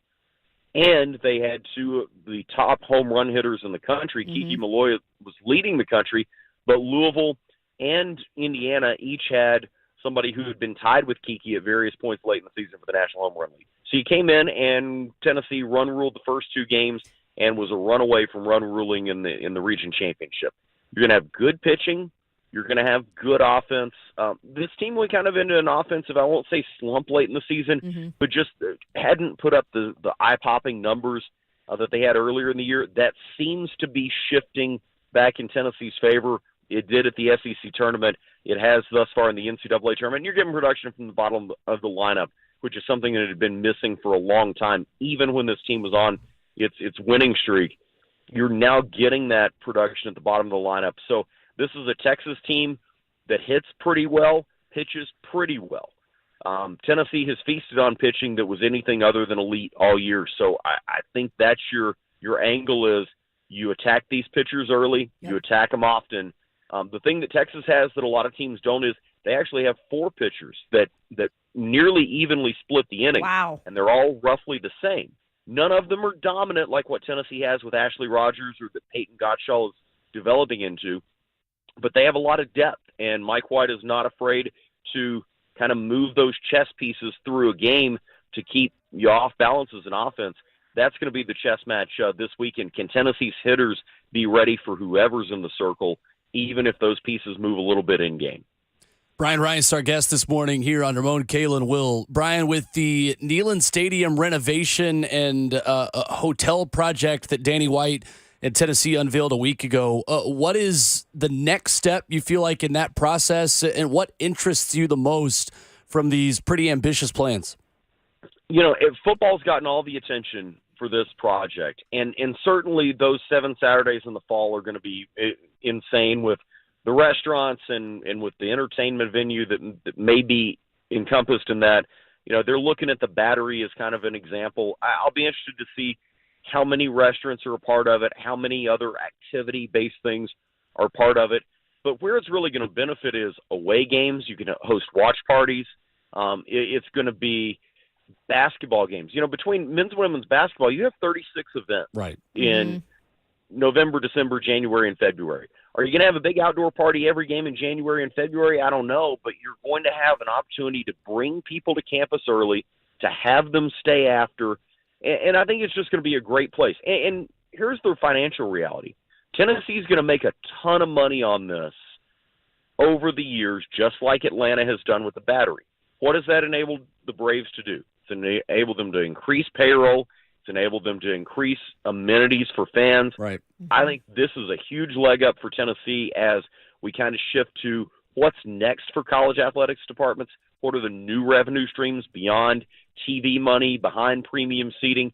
This is a way for Tennessee to get ahead in a way that most schools don't have the opportunity to. You know, you look at where football stadiums and basketball arenas are on most campuses, there's not a spot to do something like this.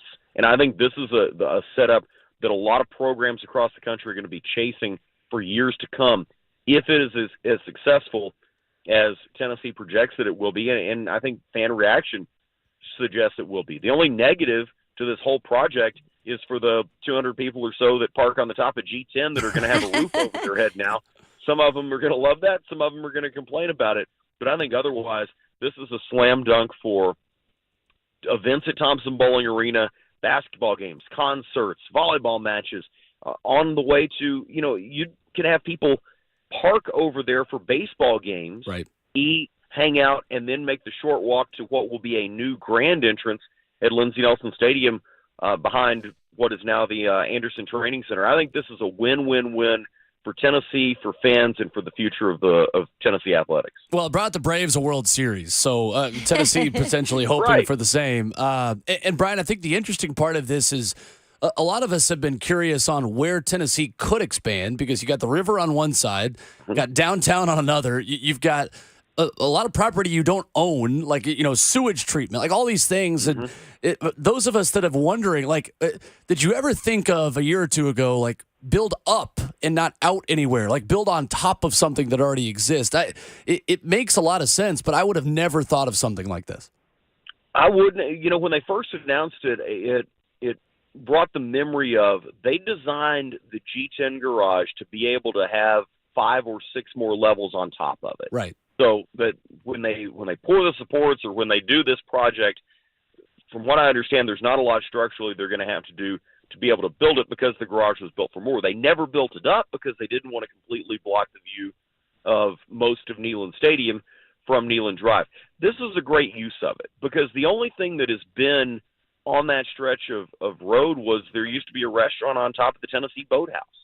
And it had success to varying degrees over the years, but it really ultimately didn't work because it was one thing that you're asking people to come down to. Now this will be a project with multiple things. If you get the right partners in there, it will be places that people will want to come to all year. And here's the other reality. As the Strip is going through its transformation, there will be ground level retail on all those new apartment buildings on the Strip. But the only sit-down restaurant on the campus area is Copper Cellar, and it's closing this summer for another apartment building. Oh, I know. You put a couple of sit-down restaurants over here, you've created another spot for people to come to. And one of the reasons why people haven't come to Copper Cellar over the years is it's hard to get there and it's hard to park. Oh, it takes forever. This is going to be easy to get to and easy to park at. Calhoun's is right down the street. I don't think that the ownership of Calhoun's is disappointed about this plan because I don't think it impacts them to a huge degree. I think this will just spread people around on game days for football, basketball, and beyond. And when that new pedestrian bridge across the river comes in, that's a whole other group of people that are just a short walk across that bridge to this entertainment complex. So again, I think the potential for it is huge for Tennessee in the years to come. Well, Brian, what I'm hearing is that all the places that have become extinct from the Strip can just be brought back in this new complex, and maybe we get our hopes of a walk-up window at Crystal again in the new complex. No. We can dream, can't we? Yeah, I think we need to get Mike Chase, the owner of Calhoun's, and Randy Burleson, the owner of the Aubrey's chain in Knoxville. But he owns the trademarks of Stefano's that just closed and OCI that is long departed. Mm-hmm. I think we need to get them at the table together and say, all right, let's redo all these concepts from the Strip in this entertainment district because I am going to OCI for some cheese bings if it's part of this new project. 1,000%. May it rest in peace. All I need is the wing sauce from Calhoun/Copper Thunder Cellar, Road, okay? baby, That's come all. on. Be Rice. That's all I'm asking for. So you get in touch with him, and I'm good, okay? That's all. Don't take that away from us, okay? Yeah, let's get one of his Smoky Mountain Brewery concepts there, or maybe something new that's just wings and fries. I don't know, but I'm with you. Let's get it done there, just outside the stadium. Love it. Brian Rice, our guest here this morning on Ramon, Kayla, and Will. Brian, great stuff as always. We will fight this battle with you over the next few years. Gentlemen, Kayla, appreciate it as always. Kayla, happy birthday. Hey, thanks, man. There's Brian Rice. Absolutely. Hey. They're with us on Ramon, Kayla, and Will. Tennessee and Texas this weekend, and he'll be on the call for that as always. What's the cheese bings?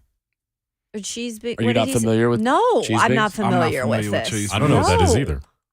Oh my gosh. This is a you thing, Will. Will's having to rub his face moment. Go to break! Uh-oh. Go to break!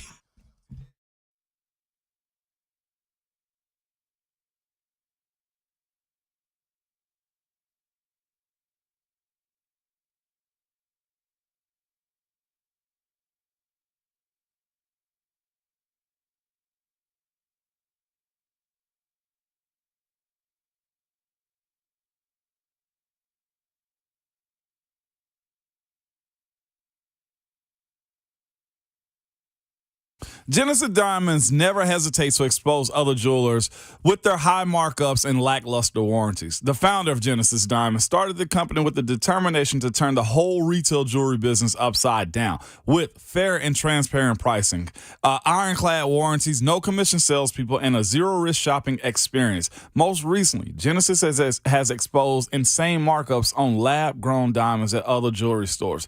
Some jewelers are making obscene profits on lab-grown diamonds, so don't buy until you get a second opinion from Genesis. Genesis can often sell you the same lab-grown stone for 50 or 60% less than what some stores are charging you.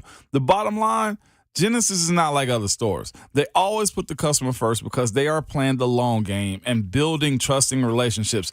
And if you're getting engaged or married soon or celebrating a big milestone, Genesis is the place to go. They have rings, earrings, bands, bracelets, colored gemstone, exquisite designer jewelry, hand-picked diamonds. They've got what you want at a price you can have confidence in.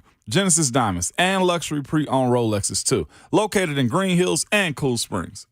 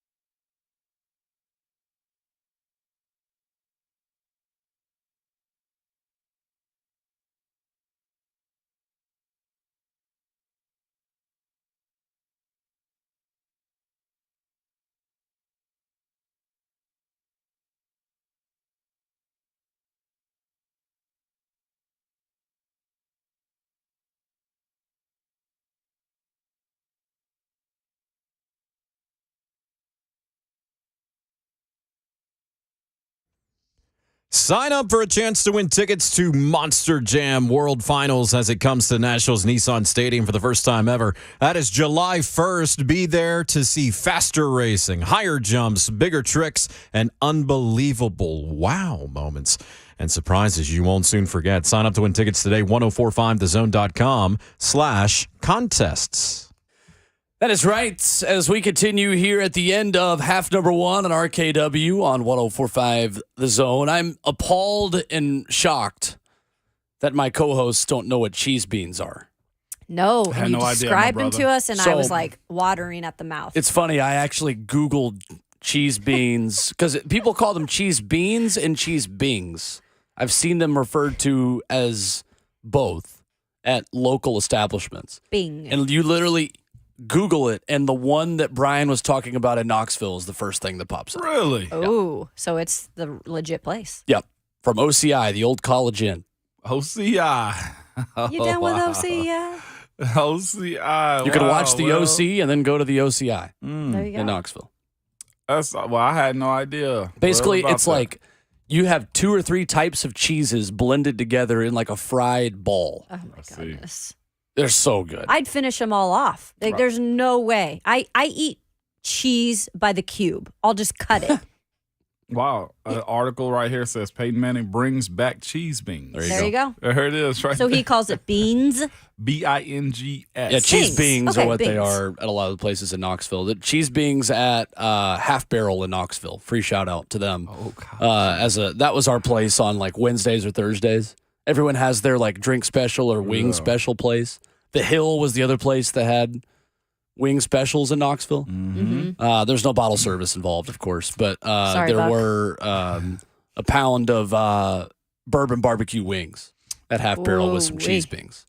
Peyton has this at his Saloon 16, the Yes. restaurant that he has. Have y'all been there? I've stayed at the hotel connected to it. I didn't actually go to Saloon 16. So it's the It's at the Graduate. Graduate. Yeah. Yeah. They started that when I had just graduated. So I put No the pun graduate intended. in the graduate. Right. Yeah. The room keys there, Kayla, are student ID cards of legendary Tennessee players. Yep. So I heard you guys talking about that. Yeah. So can they you have. can you take them? Like, I did. okay, Yeah. I was like, I I kind of want to always see take room one. keys. So do I. Yeah. I do too. Oh, if I'm not supposed to Notorious take for room that? keys, yeah, give me the digital got a key collection? to my phone. When we Yeah. went to Mobile, Ramon has a gift of Ramon can be fascinated by any human being's occupation in the world. Be like, so wait, Yep. wait, how do you? And then just anything in the world can follow the. How Yep. do you?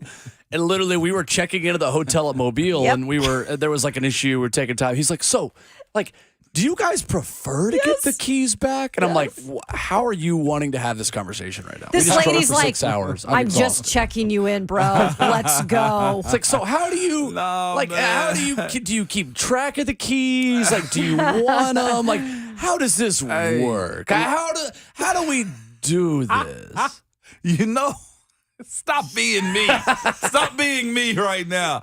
I'm a firm believer. Look, I love engaging with people like that. Those people are just front desk folks. But like they got a job, and some people feel like their jobs aren't important, or they aren't important doing their jobs.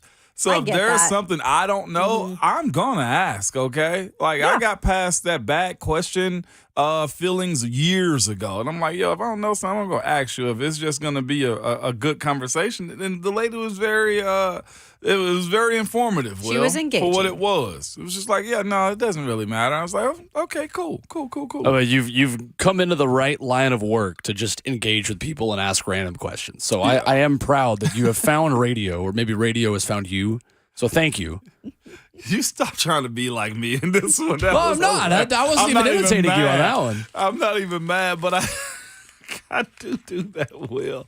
I'm like, yeah, so how do you do this again? And it could be the smallest thing, and I just You're need like to know. songwriting. You're like, I'm just gonna corner those songwriters. Like, so how do you get an idea Oh for yeah. a song? Like, where And he does where do it. He you did that. Start. And what did I do, Kayla? Exactly that. At night, we Yep. had them all in the corner, and I followed them on For the Instagram event. and everything. Yes, I'm fascinated Now by that is songwriting. actually an intriguing thing to Yeah. bring up with them. It is. The life stories of them. Outstanding. Yep. Great event, too, Kayla. I thoroughly enjoyed it. That was phenomenal. Shocked and appalled that cheese bings are a new thing. Well, we will go to a local establishment. That's what I was going to say. No free shout-outs, and we will. I will enlighten the people.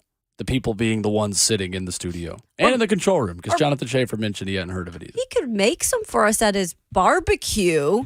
Fair. Mine that would be we trash, haven't though. been to yet. I'm going to go ahead and throw Hire it a out. chef, Mo. They're going to be trash. The chef can't make them either. What are you grilling this weekend? I ain't sure. My neighbor invited us over to his crib this weekend. My guy Shad, pool's opening up. My guy Kevin, saw him yesterday. Kevin Nice. Long, tight. Oh, yeah, I was going to say. tight. Oh, Kevin. He's opening His up kids, his pool very to good us. athletes at beach. Yeah, and Georgia Tech. That's right. Oh, the son's We daughters called go to school, called a lot of his games all through high school and beach. Yeah. Kev got a phenomenal pool. Oh yeah. Really? Nice. So like a waterfall and stuff? I don't know if it's no waterfall. It's just it's a nice setup. Don't go chasing waterfalls. You'll be fine. Don't I go was chasing- thinking Playboy Mansion, the little the grotto and little everything. grotto and all that. Okay. Well, I got Savage Life has visited that. Do you have a pool? No, I don't have a pool. I've been trying to talk him Okay. into a pool in that area for 2 years. Yeah, I'm really thought about it. surprised. Well, this is the thing. I've had so What many are you renovations in the. I've had so many renovations in y'all the yard. I don't want to break up my irrigation pipes again.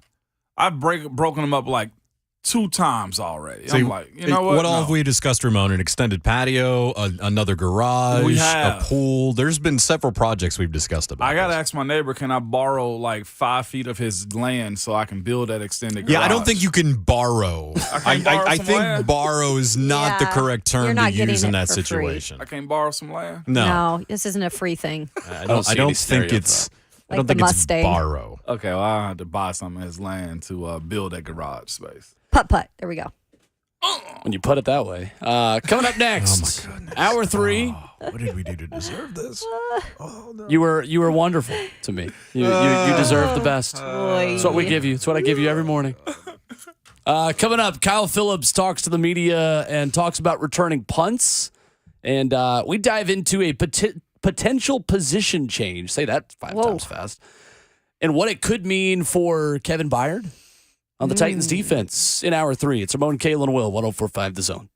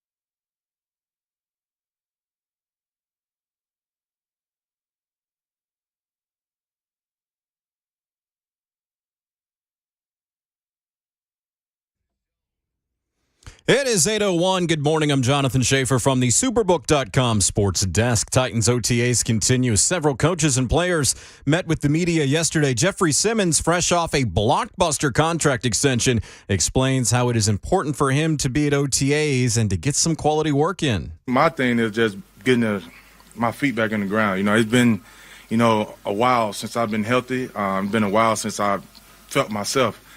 Just being able to go out there and, work on the bags, work with Coach T and individual, then, get a couple of team reps. I think that's big for me. Last night in the NBA, the Boston Celtics staved off elimination by defeating the Miami Heat 116-99 in Game 4. Jason Tatum, 33 points, 11 rebounds, and 7 assists. Game 5 Thursday in Boston.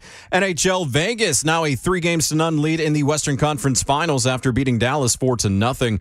Hurricanes at Panthers tonight. Nope, Ramon Foster still doesn't think the Florida Panthers are real, but they could really be in the Stanley Cup final if they get the win and clinch the sweep this evening. Major League Baseball, Dodgers 8, Braves 1. College baseball, Tennessee lost to Texas A&M 3-0, eliminating the Vols from the SEC tournament.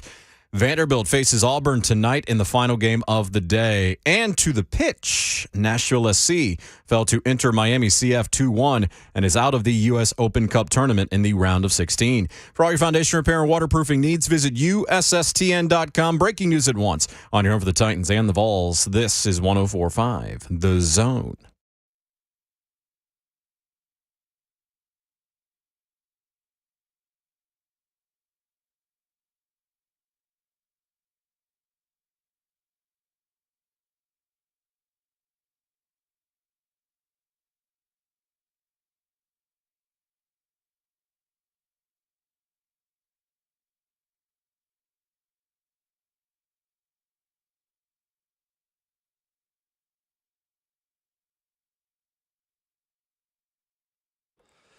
Wednesday morning continues on Ramon, Kayla, and Will, powered by All Four Seasons Garage Doors right here on 104.5 The Zone.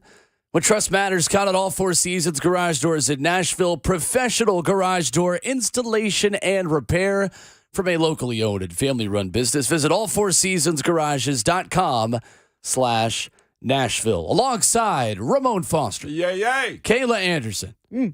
Jonathan Schaefer, our producer, with the help of one Robert Walsh in the studio this morning. What's up, Bert? Good morning, What's going Robert. on? I'm here. What's up, Good Bert? morning. How are What's you? up, man? I'm here. Welcome. Thanks for hanging out with us. He's in the Thank you. building. Thanks for having me. The pleasure's all mine. My name is Will Bowling. I think I said that. PFF, hot off the presses. Will Bowling.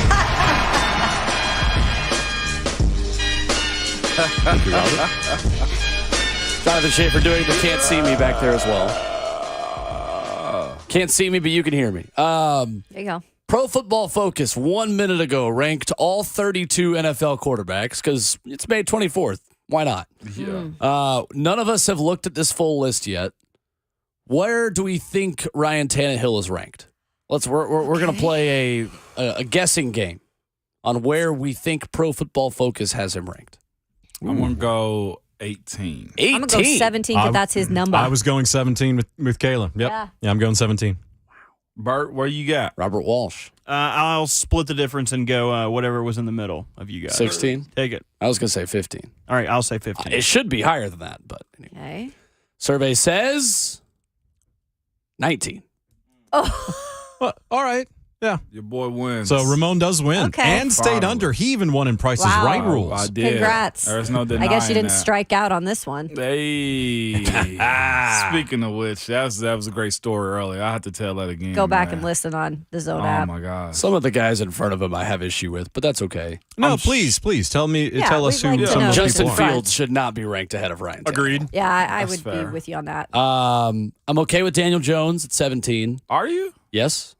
You know I'm a Daniel Jones guy. I am too, but like to me, Justin Fields and Daniel Jones in the same boat to me. Two guys trying to figure it out still. Still got much to prove. Yeah. Jared Goff.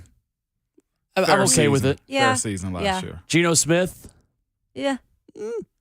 You could debate that one too, I think, a little. Geno's Can he keep it up debatable. another Derek year? Carr also. No. No and no. No and no, No. Kayla. No and no. What, Derek Carr above Ryan Tannehill? Correct. I don't have a problem with that. I have a problem. It's your birthday. You shouldn't have any problems. Exactly. Well, you know what? I have a problem, and if you want to argue with me, it's my birthday. With Derek Carr, yeah, you're right. You win on your birthday. That's no argument. Jimmy Garoppolo's 24th on this. From Jimmy G. What is Jimmy G? Meaning what? You're surprised by? I feel like Jimmy Garoppolo and Derek Carr are like kind of the same quarterback. So you are saying that? No, Derek's better Carr than needs- Garoppolo. Yeah, I would agree He's with better, Shafe on but that. They're in the same tier. I don't know. Derek played with the Raiders. I don't know how good he is. Yeah, Devontae Adams. And I Darren understand Waller. that. Josh McDaniels Who was his their head coach. I know, but he had players to throw to. Josh McDaniels was his head coach. He didn't have practice squad receivers. Josh to throw to. McDaniels was his head coach. He's a bum. Yeah, I There's a said wind-up toy. The Josh You're McDaniels not a wind-up toy. Derek I said Carr it. fan at all. No, Derek's not a bum. That's not what I said. I said Josh McDaniels. Oh, a Josh bum. McDaniels a bomb. Russell Wilson is 20th right behind Ryan Tannehill. right. Honestly. Is he? Let's ride.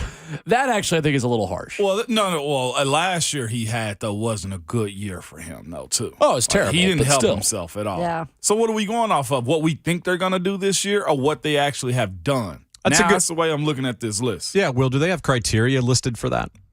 For Russell Wilson? Well, no, for this ranking list. These QBs. The criteria is all 32 starters. It's just all it says is all 32 starters. So it's ranked. just subjective. Then. Yeah. Okay. Completely. Well, then that could be anything. Because Yeah. we could argue both ways, what they did last year or Yeah, because if you're what you looking, feel like they're going to do. if you're looking toward the future, you would put Fields ahead of Tannehill. Oh, yeah. That's fair. Because that's the fair. thing. Are you okay? So where they're at right now, well, what does that even mean? But the point to all that is that we had Tannehill pretty much in the same place. Yeah, we did. Well, between 16 and 18. Yeah. I'd love to know, Will, if you got time and want to do this exercise, who's all in front of him again from one? Patrick? Yeah, so Patrick's the clear one. The biggest issue I have in this is that Aaron Rodgers is fifth. Yeah. Aaron Why you Rodgers got a is problem not, with that? because he's not that guy anymore. Yeah. Nah, I push back a little bit on that one. His quarterback rating wasn't even 90 last year. And look what they've also doing in Green Bay. They also didn't make the playoffs. I think they was a badly run team because of him. But he's a generational quarterback. We talk about guys all the time who can make more with less. Yeah, that's fair. That's fair. And he That's has a very fair. career of making more You with think less, it's and he too did low? it last year. He thinks it's too high. I think he I should think be it's- like between 10 to 14. I don't think he should be 5. Oh, no. I really don't. What? Because you're giving him the benefit of the doubt And because yeah. he got his little gift of going to New York and getting all his little handpicked gifts of taking his receivers and bringing. I just. You know what? I if can it's admit Aaron that. Rodgers, you go to 5. I There can you are. admit that. I can admit that one. I'm giving him the benefit of the doubt on this one. Way too much than I usually Just do. like DA, huh? Usually way too much. Yeah, just like DA. Just like DA. Prove me wrong is all I'm telling you. And what did DA do? I mean, he didn't have much time to prove me right. That's fair. He did, but then it got shut down. The number 32 quarterback on the other end is Anthony Richardson. Oh, So the rookies are on here.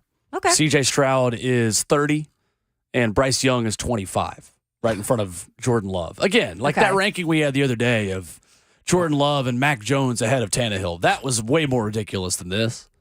The other issue I have is Dak Prescott being in the top 10. Who's in front of who is Bryce Young in front of then, considering he hadn't played a snap? Jordan Love, Sam Howell, Baker Mayfield, Colt McCoy, CJ Stroud, Desmond Ritter, Anthony Richardson. That's kind of disrespectful to Baker almost. But you know what, Mo? When you're on your umpteenth team, Yeah. I think it's fair. what do Y'all you just fair like you're with giving that? the benefit of the doubt to Aaron Rodgers, they're giving him the benefit of the doubt that you're on your 5th team or 4th team. 4th team by now. Yeah, that's fair. Who? He's with know. the young boys. I'm gonna just go there. Nothing gets people going like quarterback rankings in May. Who's Sam Fran's quarterback listed as? Brock? Yeah, Okay. at 23. Okay. That's disrespectful to Brock Purdy. Oh, I know. Considering this dude just played in the NFC Championship, one of the main reasons they got there. But again, I almost look at this list almost what you're expecting them to do this year. That's the way it seems more It than is. anything. Yeah. Right. Yeah. No, that is what it is. Yep. Let's go to Robert in Germantown, who is up next this morning. What's going on, Robert? Morning, Robert.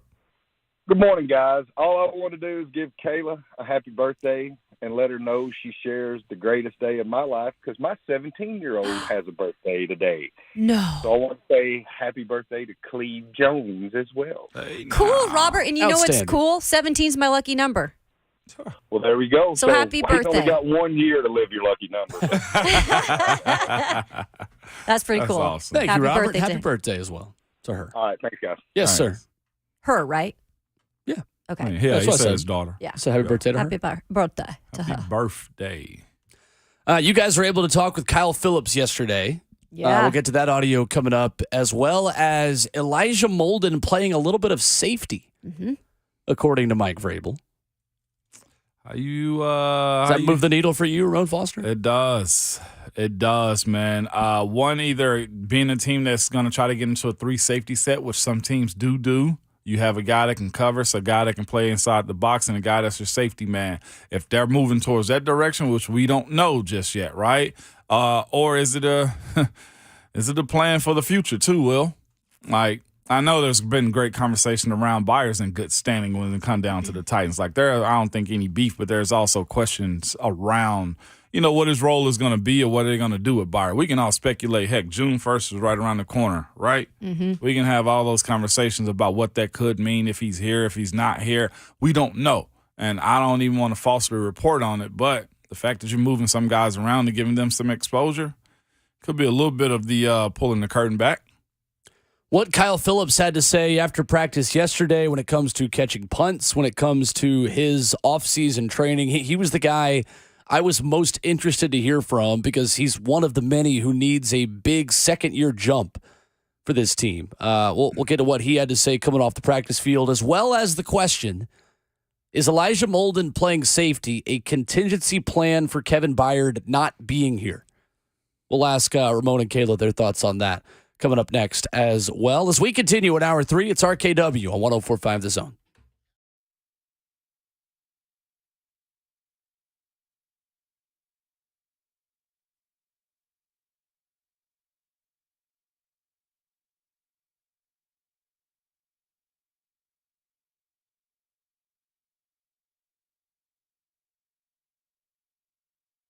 Hey, I'm joined now by our good friend, Dean Glasscock of Arbor Art, Tree and Shrub. You're expert in tree and shrubs right here in Middle Tennessee. Dean, you have so many great programs there, but tell us a little bit more about how you guys can help with the emerald ash borer epidemic.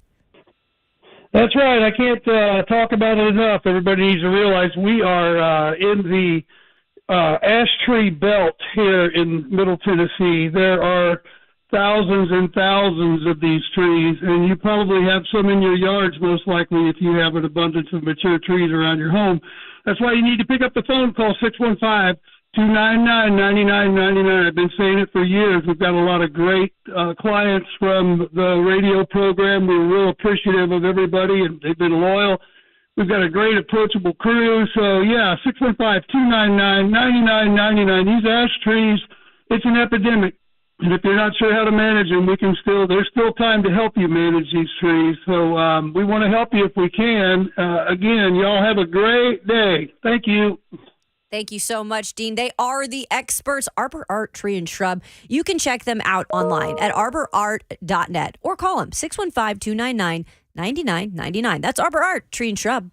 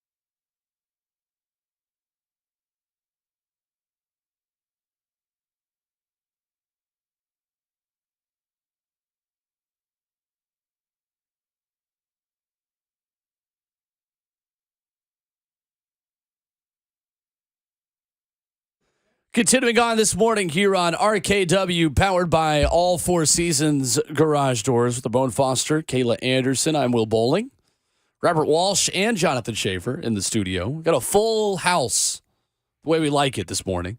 Go, shorty. It's your birthday. We've got Robert Walsh. Or what? I never know which of you now is going to talk because the red light just comes on, and I don't know who to queue up there in the control room. All good. You see, just like you, we got a little red band above our microwave. Microwave. Yeah. You know we don't give a damn if it's not your birthday. Right? That's all I was saying. I like it. Bottles in the club, like we're Buck Rising. Kyle Phillips talked to the media yesterday. What did you see from him on the practice field, Kayla? Yeah, first thing when I saw Kyle Phillips, put on some muscle, which I think everybody is happy with. Look, this is a smaller frame guy as it is a shorter guy, slot guy, but he had to put on some muscle. He had to put on some weight in the offseason because last year you saw the injuries that he dealt with. I think he kind of learned his body, what the NFL was. Welcome to the NFL rookie type of moment. So he did say that he went to San Diego for a while, did some training there. The dietitianist? How do you say it? Dietitian. Yeah. Yeah. Worked with the Titans dietitian, worked with Kyle on some meal planning things. So he looked better. Let me just say that. He was working in the punt return game, working on some drills with that. I thought he looked good. I thought overall, Kyle looks ready to go. However, I'm never going to jump to anything at this point with him because of the injuries that we've seen in his rookie season. He has got to remain healthy. But if he can remain healthy, guys, I really think he could not only be good in the return game, but also be that slot guy for them. Yeah. Ramon, what's the weirdest thing you've seen a teammate do to either gain or lose weight? To gain or lose weight. To gain weight. Pancakes with peanut butter and putting honey on it also. On top of getting like a 5-egg omelet with hash browns and drinking like whole milk to gain weight. Like Alejandro, he was like 270 when he came. Alejandro Villanueva. Steelers offensive lineman. That's because he was playing tight end and defensive end with the Eagles before he came over. So his methods of just nonstop eating wasn't. Yeah, he was made into an offensive lineman as a pro.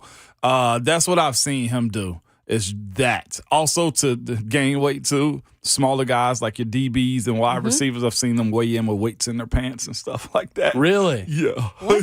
What? They go get like a dumbbell or a plate, 5-pound plate, like put it like in like their girdle that they put on their spandex and stuff, and They just got try a to dump weigh truck. in. Yeah, it's basically what they're doing. Lose weight, the sweatsuit. Or the rubber Seen sweat that. top. Oh my gosh, you see that all the time. Yep. The gaining weight one, I've just seen dudes just eat so much. Like Marquise Pouncey was one of those dudes that had to eat to gain a whole lot of weight. It was hard for him to hold on to it. So he was nonstop eating, like protein bars to a meal, to a drink, to a shake, to another meal. Like it's tiring. It I'm is. sure. And Watching it. difficult when you're working out in the heat as much as you are too, because you're burning so many calories that you then have to eat that much more to replace the calories you're burning. Yes. Truth. That's where it gets so difficult in the South. Is that I've told the story before, but one of my buddies on the basketball team at Tennessee would run 2 miles all the time in the off season. He'd come to me like, how in the world, like, why does anyone do this? I'm like, I don't know. And he would have to send a picture of the before and after of all of his meals to the strength coach. And the strength coach would like meet him at the facility at 6 a.m. Yeah. and be like, all right, I'm going to watch you finish this. And Yeah. we're not leaving Smokies until you finish this. It's like leaving the dinner table, right, guys? I know. Like you're going Yeah. to drink all your milk, you're going to eat those green beans, or you're not leaving the table.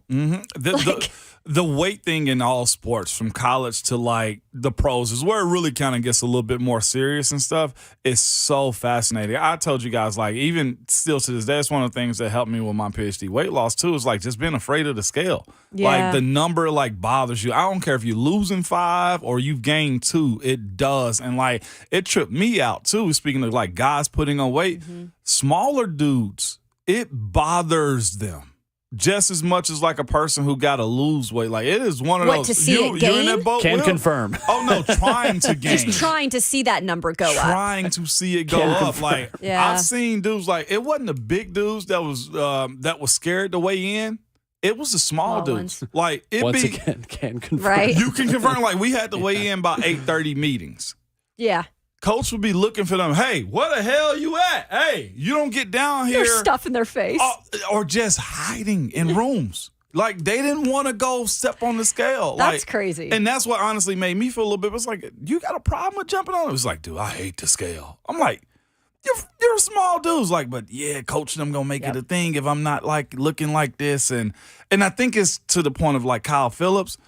If you got that muscle, that bulk, just in football, I'll just throw that one out. Yeah. Then the hits are a little bit different. Your body maybe is a little bit tighter, as you know what I'm saying. What was yours like? Because I know you said like you gain, lose, like. Well, it's weird for smaller dudes. Well, yeah. I mean, I just remember the joke was always like I was like shockingly skinny through high school and college, and it was just funny. I'm not going to say double standard because it's not really the same. But like the people that would just like crush you for that. Yeah. Just be like, oh, like you're small, you're fine. It's like, well, like I'm still not normal. Just like if I was on the other end of the spectrum and I was like a little bit bigger, like you probably wouldn't say half the things you're like actually saying to me. Yeah. Because and I'm not making myself the victim. I don't actually care.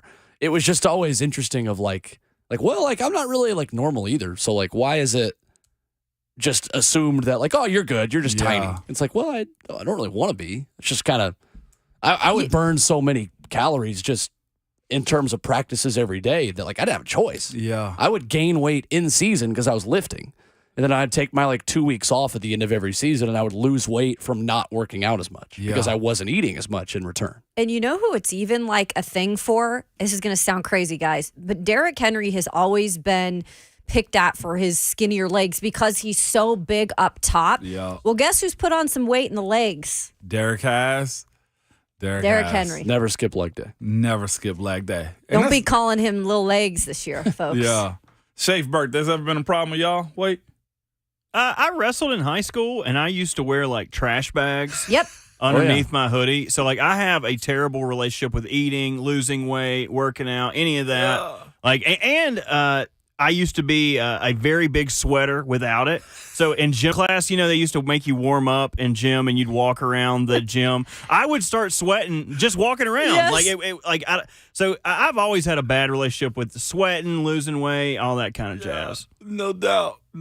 Same thing. And I'm going to be honest with y'all. That's why this weight loss has been so huge for me is because, like, I'm with Bert on this one. Like, the sweating in the summertime from walking around, I don't want no parts of that, man. I'm telling you, somebody's having like a backyardy or something, and you're hanging out there, and all of a sudden you're sweating, like you're trying to drink to like cool off, but it's not working. To move too much. You're like, oh, I'm gonna come inside and use the bathroom real quick, and you go inside and use all of their toilet paper, wiping off your forehead, the middle of your back. You're like, oh, I can't have that middle of back sweat. Nobody likes that. You know what my breaking point was last summer? Because it got hot like in the summer, like fast, like June, July.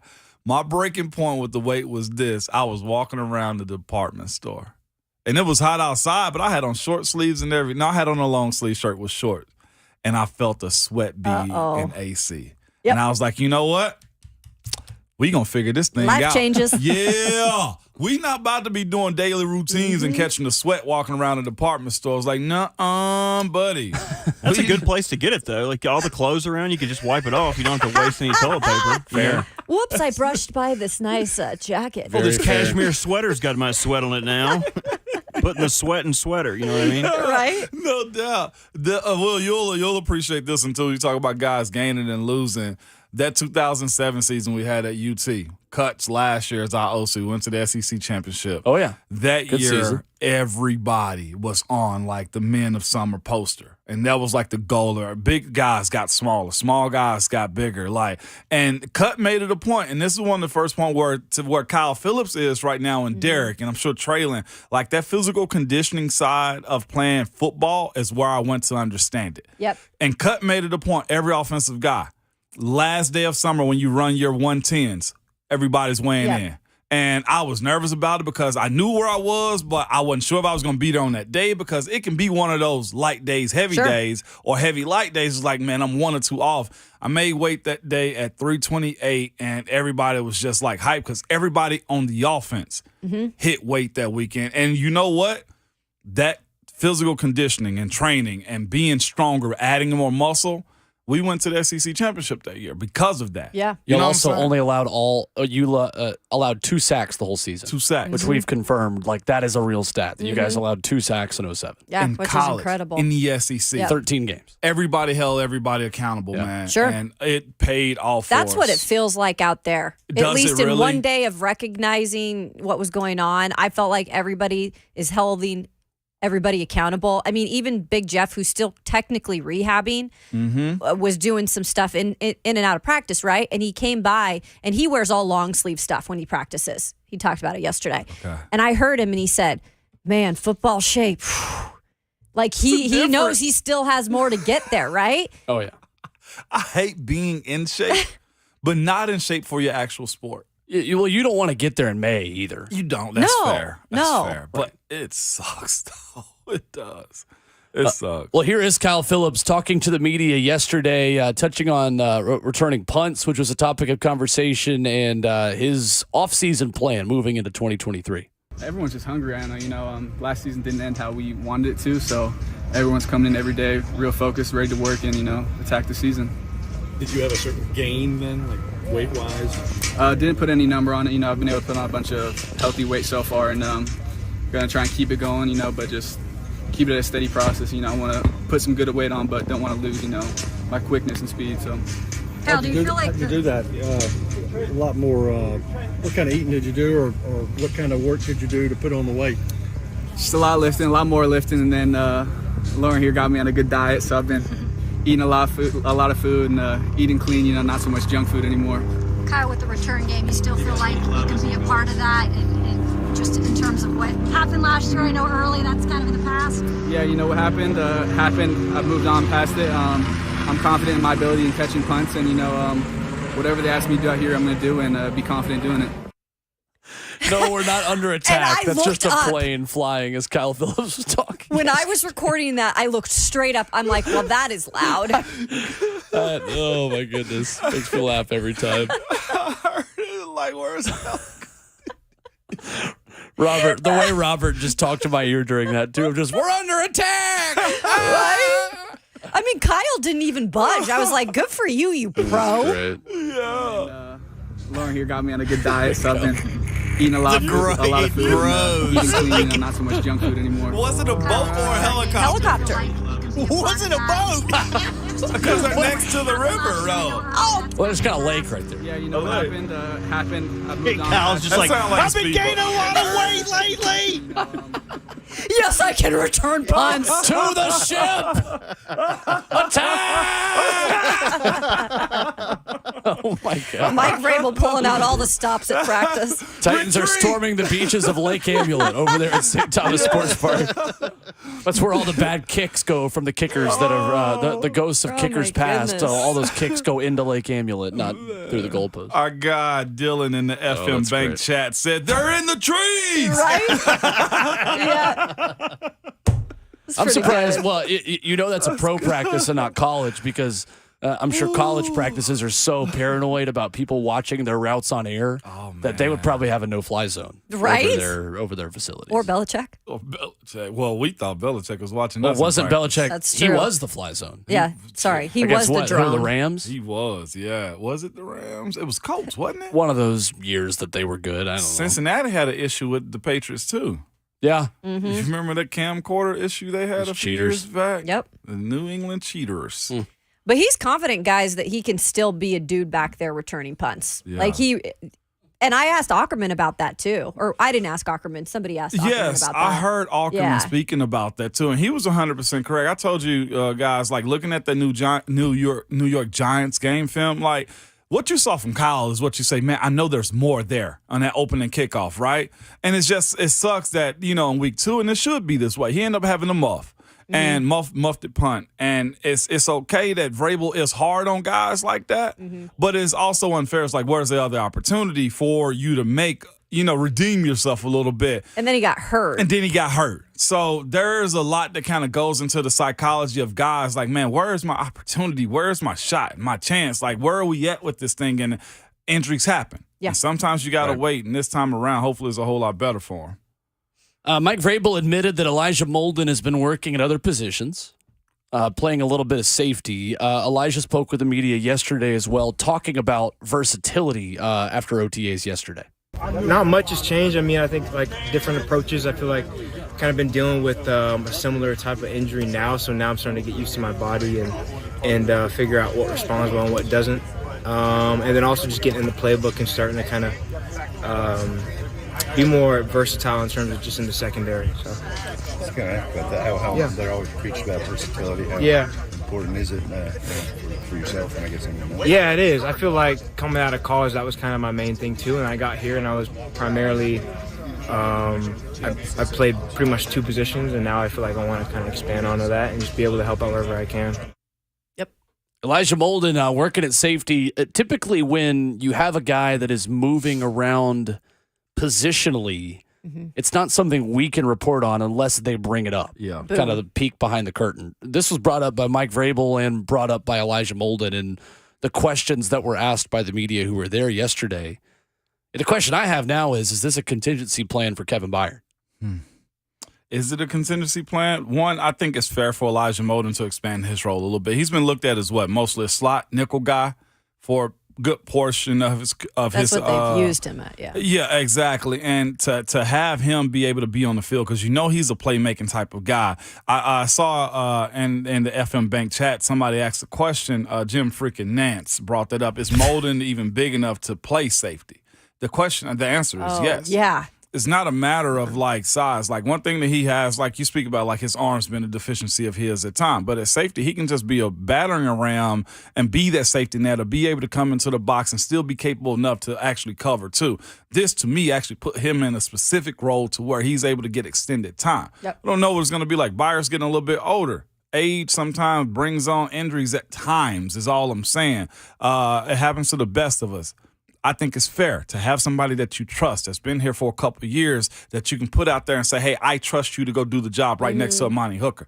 I got no problem with him getting those reps. And besides, if it's not going to be him, considering you drafted no defensive players this year, why not be Elijah? That's a good point. And look, the word versatility is being used with almost every position this year. That's the way that Vrabel and Rand have come across. They want their players, no matter what position they're playing, to be versatile.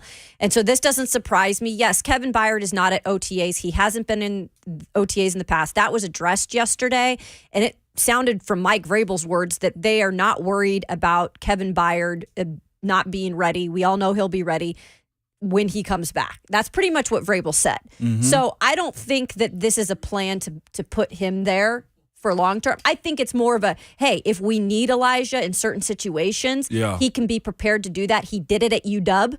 Look, the one thing you got to love about Elijah Molden, the kid is a son of a pro. He's extremely intelligent. He picks up things fast. The biggest knock on Elijah has been staying healthy. If that kid can stay healthy and he's figured out the injury that he mentioned he's been dealing with, which was the groins, if he can figure that out, being versatile, having him, that's only going to better this team. So I think it's more of a depth versatility situation. And I think also this too, the more, there's a saying always in the NFL, the more you can do, the longer you stay around. Right. Add to the resume. Coming up, a rule change voted on by NFL owners yesterday, and a shift in football ideas coming from the top down that I think is going to eventually give us a big change in the next 5 years. Coming up, it's our RKW right here at 104.5 The Zone.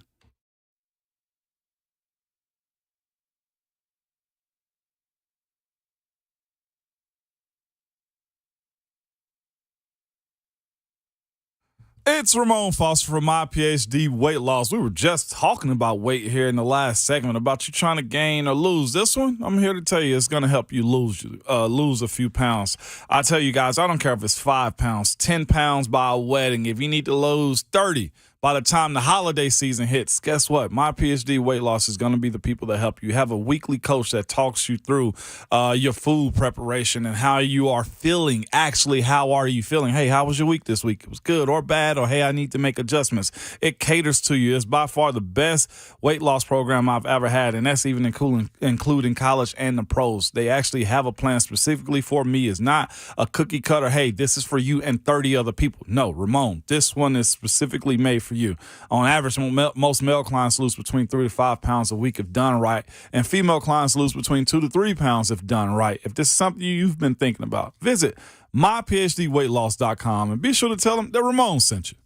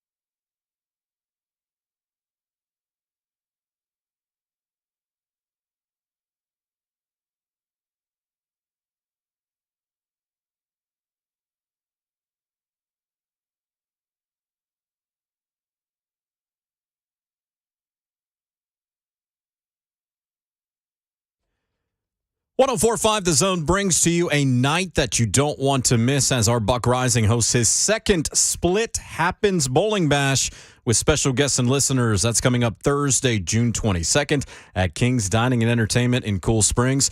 Join us for a fun night of bowling to benefit Home Street Homes Charity. Tickets on sale now, 1045thezone.com. It's RKW, powered by All Four Seasons Garage Doors here on 104.5 The Zone. Robert Walsh, what is your bowling PR? Ooh, I think one day I got really lucky with the bumper zone and probably hit like 160. Oh, wow. Look at you, Shy. No. He said with the bumpers on. I love it. Y'all don't do bumpers here? We do not. No, the bowling lane I went to back in North Carolina, they pulled them up one time, and then it kind of locked in place. So if you got there late, you had to take the bumper lane. So I was just always on the bumper lane. But nobody told me those scores didn't count. Right? No, Bert. It wasn't his fault the bumpers were down. I can spin with the bumpers on. What are you, 8? Something like that. We all feel Pretty like close. we're 8. Ramon. You don't use the granny roller? That thing helps you get the velocity. It's like a walker, but a slide. Yeah. The episode of Parks and Rec where Tom Haverford, as he's Ansari's character, is doing the granny roll and bowls like a 280. I'm telling you. With the granny roll, and Ron Swanson's like, son, people can see you. That's great. Which is a great line in general. And then Ron goes and wears a fedora and sunglasses and does it and bowls a perfect score. And they're like, oh, you get your name on the wall if you bowl a perfect score. And he just goes, I was never here. My 3 favorite grannies. My granny, a granny shot, and a granny roll. You I was can't gonna beat any of say. them. Granny Smith Apple? Nah, that is 4th. If I was including 4 Solid. grannies, I'd put it in there. Solid 4th. A granny makes 2 good apple Solid. pies. Is the granny shot in basketball the same kind of as the granny roll then? Yes. You'd compare those two. Yeah, they It's are the same thing. The free throw technique that Yeah. like Roche Plavsic should have used last year when he was like That's- 30% from the line. I'm serious. That's terrible. It could have been like Jackie Moon, man. Jackie was hitting like 85% for the Right? Flint Tropics like that. There was an Arkansas player who legitimately did it a couple years ago. I wasn't there? remember that. Yes. There was somebody in the SEC. We need to bring it back. I'm telling you, it's all about angle too. You don't have to. Yep. It's like golf. You ain't got to throw it against the backboard, man. You just got to get it in the hole. Yep, that's so fair. That's fair. Solid. I'm here for that. Never mind. NFL owners voted on Tuesday to approve a resolution. Good Lord. Sorry. To approve a resolution that allows players to fair catch on kickoffs with the resulting possession beginning at the team's own 25. I feel like we're going to get to a point now where A, the kickoff just won't exist. But B, I think gone is Devin Hester going to be the last Hall of Fame kick returner in the history of the Pro Football Hall of Fame? That's Maybe. a legit question. Will. I would say Hall of Fame returner, no, because I think there's a case Cordero Patterson is a better returner than Devin Hester is. Yeah. Wow. But potentially with kickoffs, you're right. But I am not a savant at knowing things or being intellectual. So can you explain this to me? So if they kick off and say you fielded the kick within the 10 at the 9-yard line, instead of fielding it, you can just wave and instantly take it from the 25. Yes. Mm-hmm. So basically, they're just incentivizing you to either boot it inside the end zone or out of the back of it. They really don't want you to do short kicks anymore. Also, those pooch kicks that teams do. Yeah. This is where also has become, to me, I think it may add a competitive edge or team decisions got to be made is this. If I pooch kick to you and it lands on the 30 and it's super high in the air, are you actually going to return it? Because if you fair catch at the 30, you're losing 5 yards. So now decisions got to be made. I think this actually incentivizes special team coach. I wish we would had this question asked to Coach Ackerman and just say, look, who are you now putting on your corners? Like your last line of blocking can't just be a fullback anymore. It may actually have to be a skill dude because why would I choose to lose 5 yards on a fair catch instead of getting it at the 30? Like you got to pretty much have a skill guy there now. Well, the other question is how many special teams defenders aren't making teams now because half of special teams tackling is out the window. Like if you only have to worry about covering punts and covering kicks is not a thing. Are teams like the Titans more incentivized to go with a third quarterback on their active roster versus a special teams ace kind of guy like you have on that defense? Right. Yeah. It changes a lot to me. Like you said, you're right about that. Which they've always emphasized. I was just thinking because I feel like you said that like the kickoff return is about to be gone sometime soon, or at least I've heard it numerous times. And I'm just thinking, well, not now. Between this and the third quarterback emergency rule, the Titans should absolutely keep a third quarterback and have one less special teamer. They should. There's not as much of a need to tackle on kickoffs. And NFL executive Jeff Miller said Tuesday that their modeling says the kickoff return rate will decrease from 38% to 31%. And they claim that the concussion rate will drop 15% due to the approved proposal. So this is the real reason behind all this. Oh, yeah. It always has been. Straight up the concussions. Not technically just injuries, but concussions specifically. Concussion rate on the play has gone up, according to Rich McKay, the chairman of the NFL's competition committee, because the ball is being returned more by kicks that are being hung inside the 5. Okay. Tennessee was doing this when you were playing, because I remember the game where Tennessee put up 50 in Athens. That was a thing where James Wilhoit and the Tennessee kickers and special teams was the coffin corner at the pylon. Yeah. I remember that vividly. It's a weapon, being like, Will. huh. Yeah. It's a weapon. I'm sure Tennessee wasn't the first one to do it, but that's when I remember seeing it first. LSU personally. last year.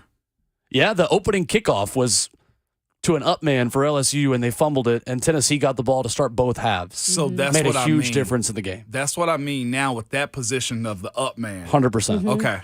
So if you're going to do hey, let's skip it at the 30 and see if it's going to bounce and see if we can get a fullback with their hands on the football and we can pop them. Mm-hmm. I think the concussion rate going down 15% is just a liability thing. I don't think there is any truth to that. We've broken this down already, dog. I don't. That seems like posturing to me. Yep. Personally. Rhett Bryan will join us coming up next. It is hour 4 already. Been a fast show. Holy smokes. That's what happens on your birthday. That's right. You're going to party like it's your birthday. Better. I don't even need to say anything else. It's Ramon, Kayla, and Will, 104.5 The Zone.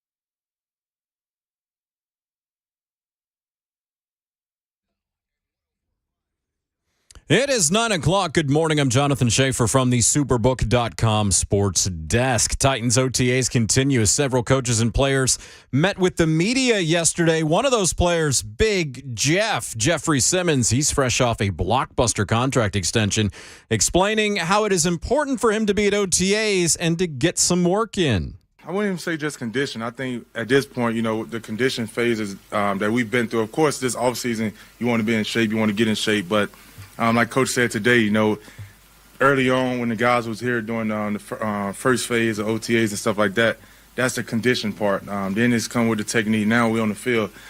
So I think my thing is just getting my feet back in the ground. It's been, a while since I've been healthy. It's been a while since I've felt myself. To the association, the Boston Celtics staved off elimination by defeating the Miami Heat 116-99 in Game 4. Jason Tatum scored 33 points, 11 rebounds, 7 assists. Game 5 Thursday in Boston. To the ice, Vegas now a 3-0 lead in the Western Conference Finals after defeating Dallas 4-0. Hurricanes at Panthers tonight. Florida can clinch the sweep and a ticket to the Stanley Cup Finals with a win. Major League Baseball, Dodgers 8, Braves 1. College baseball, Tennessee lost to Texas A&M 3-0, eliminating the Vols from the SEC tournament. Vanderbilt faces Auburn tonight in the final game of the day down in Hoover. Nashville SC fell to Inter Miami CF 2-1 and is out of the U.S. Open Cup tournament in the round of 16. For all your foundation repair and waterproofing needs, visit USSTN.com. Breaking news at once on your home for the Titans and Vols. This is 104.5 The Zone.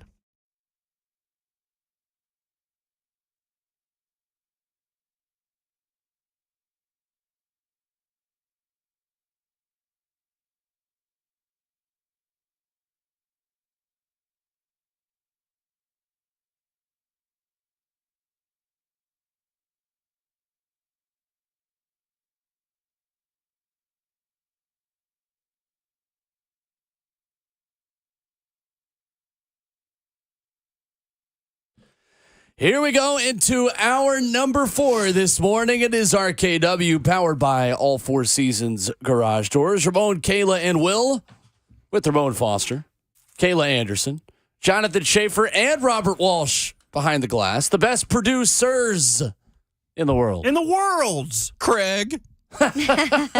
And joining us here for the final hour on our Wednesday show, as he does at this time every week, the one and only Rhett Bryan of Titans Radio, presented by Farm Bureau Health Plans. Good morning, Rhett. Good morning, everyone, and happiest of birthdays to Kayla. Thanks, Reppy. Hey. So I'm just reading this here. It says NFL teams have interest in a potential trade for Texans quarterback Davis Mills, but he's not available for trade. Oh. Okay. Well, interesting. Where does that put you when you got your franchise guy you think in front of him anyway? Well, I mean, look, you're going to keep up appearances with the whole, they're going to compete. I hate that. And look, here's the thing. It's going to end up being C.J. Stroud. Let's not fool ourselves unless something unforeseen happens. So, anyway.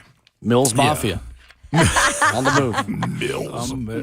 What do they do in the Mills? Wait a minute. What do they do in the Mills Mafia? Because in the Bills Mafia, they throw people through tables and, they're drinking beer out of a corn scoop or something crazy. They create energy with wind, Okay. Windmills. Sure. I'm here for that. Sure. I mean, I put you on the spot, but let's go with that. They walk around blowing hot air on people is what so you're saying his wind-up delivery is, is an energy. It gives off energy. Hey, now. There we go. Hey, I tell you who's got some wind-up energy.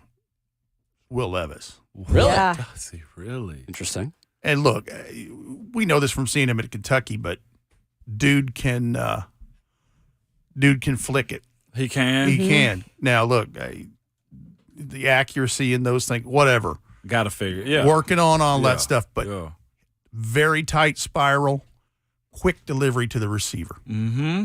The arm is there is what you're telling us. The arm is there as advertised. The anticipation of him being able to spin it downfield is there. Yep. Okay. It is. Good to hear that, Rhett. And that's just an observation from, the individual drills and things where they're working with the receivers and stuff, and just kind of seeing his delivery. Like, okay, yep. I can ask you about his poise. What is his poise? I was just going to say that. Well, you go ahead. No, right. I was just going to say, I mean, don't you feel like that presence? He's got that kind of just that pocket presence. I mean, you can't see too much, but that poise and presence, you see that from him. Very young. I don't see him getting rattled. I don't see him. And look, I know there's things that he's going to continue to have to work on, and the other part of it, in fairness to him and all the quarterbacks on the roster, is this offensive line, which we cannot speak about who's where specifically a whole lot, but it's much different than what it was just a few months ago. Because you remember I was talking with you guys in the fall about, if this thing keeps going sideways during the 7-game slide, I said you could see 4 of 5 starters either replaced or in new spots. And, that's starting to be, and with what they did in free agency in the draft, that certainly has come true. So he's, getting acclimated to those guys and vice versa. He can pull the ball down and run too. Mm-hmm. He does have wheels. He does have some wheels. It was a matter of decision making. Much Tannehill-like. Yeah. It really is. And that's one thing I will say. If you watch that Kentucky tape, that's one thing they did try to expose or highlight with him. It's just the picking the spots in which they allowed him to do those things wasn't correct. I always reference that Ole Miss game. It's just like I think they did a little bit too much by them wanting him to play hero ball. With them by, those 3rd and shorts. It's just like, nah, man, if it comes organically, then you roll with it. But he's not a slow dude. He's not a confused running in space type of guy. Because those are the ones that scare you. It's the ones that roll out of the pocket and they don't look like they know where they're going. And they may have the wheels, but they don't have the direction, the GPS. Yeah, and you know what's on the road when they don't have directions? A dump truck waiting to take their head. And then roadkill. Dump truck. Yeah, that's what you don't like that want. plane flying overhead of the audio of all the Titans press conference stuff I thought it was Pearl Harbor all over again. Like, what in the world is happening here? I know, Rhett. I was like, Kyle kept his composure. I was so impressed. I'm trying to talk to a couple of guys, interview some stuff for down the road Titans radio stuff. I'm like, what in the world is happening? I thought a biplane crop duster from the 30s was coming over top. Right? I was like, They what used in to the fly world? over my house in Henning, Tennessee, man. Well, there's many farms and things are out there. Oh yeah. yeah, man, and it's like, well, thanks for dumping all those chemicals on us. Appreciate it. It's safe for human consumption. Yeah. Pretty soon buddy. you've got an invasion on the beaches of Lake Amulet over there at 6 See? Sports. I moved on past. There it is. It was much like that. Storming the beaches of Lake Amulet over there at the Titans facility. You could call it T-Day. There we go. There we are.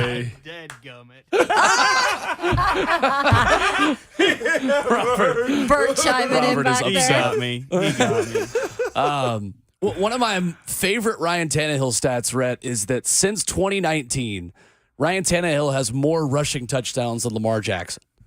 When you talk about Will Levis and the mobility and being a Tannehill light in terms of you don't have to change a lot of the things that this offense wants to do, and Ryan Tannehill is at his best with Will Levis long term. Tannehill's got 20 rushing touchdowns compared to 19 for Lamar Jackson since 2019. It's so funny you should talk about this because I was just looking at that stat this morning doing some prep for something else, and I'm like, he has 26 career rushing touchdowns. Let's look and see how many. And a place I like to go, in addition to Pro Football Reference, StatMuse is something that's very cool. I like that too. Yeah, it's on my monitor all the time. And I'm looking, I'm like, he had 7 that year, 7 that year. I'm like, but yeah, that's amazing. Right. And thus, hence the signature call by Mike Keith of the finger roll, his little celebration to the end zone. But yeah, I mean, and that's the thing I think that I see in Will Levis is the way he carries himself, the stature, the frame, the wheels, all of that. It reminds me a lot of Ryan Tannehill. Yep. It really does. We're just looking at a younger version because agree. Tannehill is now, 35, 36 years old. Yeah. But yeah, that's an interesting thing to me. And of course, my draft crush, Tajay Spears, is out there doing Looks his great. thing. The thing I like about him, he's already showing, his propensity to learn how to be a pro. After every run, finishes in the end zone. Then comes back. That's a repetition for a young thing. cat. Yeah, it is, because a lot of young dudes see older dudes doing that later. It's like, we're supposed to run through the end zone. It's like, watch the dude in front of you. Like, do what he's doing like that. That's Doesn't encouraging. matter if the right drill there. is over. I mean, and he's running 20, 30 yards. But yeah. And you know what? I'm like, like that. Much rather have the coach say, hey, just bring the ball back. Get 10 yards. You know what I'm saying? Like, that's what you want out of him. But because inside, that's what they want. That's what they want. And if it's prohibitive to everything you're trying to cram into a practice, then the coach would say that. Sure. Yeah. Yep. I love the ins and outs of the side stuff that we as fans don't get to see sometimes. You know what I'm saying? Like, I saw that. I say we as fans. Like, Mom, stop that. We like the fans don't see. You seeing him finish through the line. Whereas just even that showing up in the game, you're like, well, he's been training like that. That's easy for you to talk about or know what type of person a guy is by the way they finish in practice and what their attitude is like. I was watching an NBA game last night. It was Celtics and Heat. And one of the things Shaq called out at halftime was, Tatum's body language. Jason Tatum's, yeah. It was his body language he was speaking about. Like, that matters to your teammates more than anything. So it's fair when you speak about those types of things. It's telling. You're right. Yep. I think the other thing that I take away from yesterday is just starting to watch the battle at kicker. Watching a couple things. Ryan Stonehouse in his second year as holder in this, and because he worked on that like the daylights. I mean, just as he should, because it's super, super important. But watching the kicker, the undrafted Wolf from Texas Tech. Now, correct me if I'm wrong, but he had one attempt from the right hash at 54. He hit that one, right? That's what I thought. Wow. And the guy, he missed, I think, 10 field goals in his college career.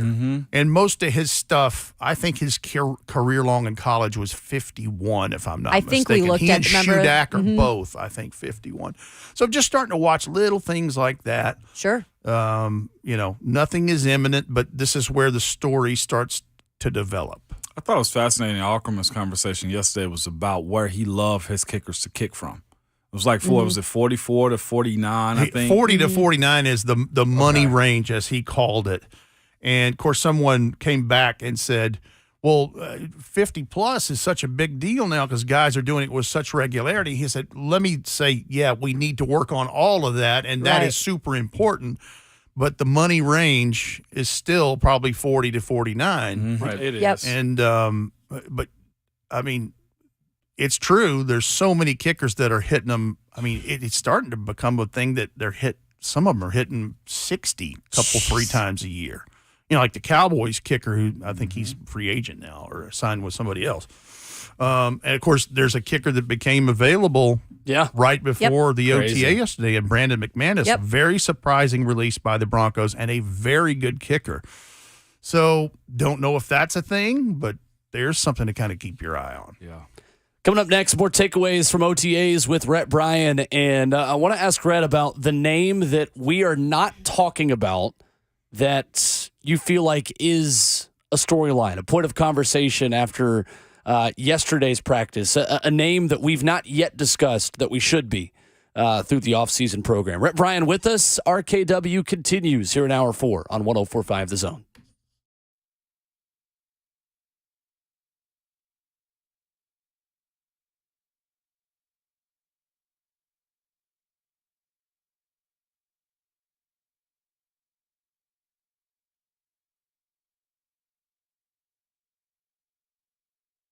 Business owners, are you feeling stretched thin by the pressures of growing your business, keeping up with changing regulations and staying HR compliant, hiring and retaining top talent, handling payroll? The list goes on. It's tough to maintain momentum and still keep your employees engaged. Fortunately for you, there's Insperity. They put over 35 years of HR service and technology to work to help you develop a people strategy that scales with you. What if your HR strategy included access to better benefits to help you keep the employees you have and attract new ones? What if it also offered training for your employees to increase their skills so they become more productive? There will always be challenges to face in business, and no matter where they come from, Insperity is ready to help you move past them by providing the HR solutions you need. With Insperity, nothing seems impossible. Insperity, HR that makes a difference.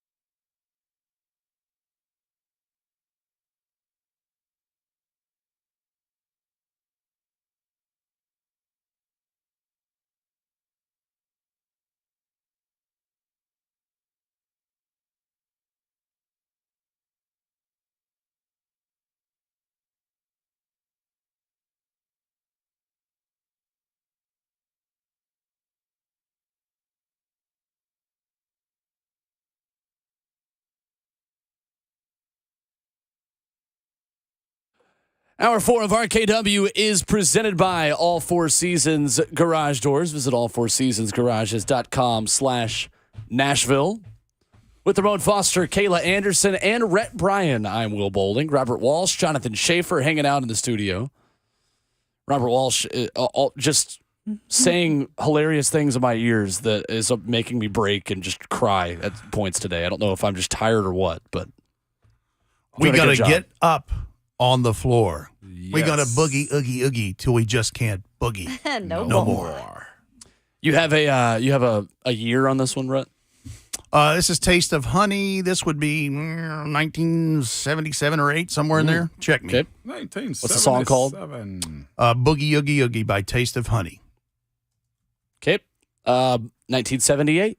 Hey now. That's my favorite game to play with. It's easy, though, because when you hear Nile Rodgers from Chic with that classic bass line of the with the little guitar clicks in there, that's disco.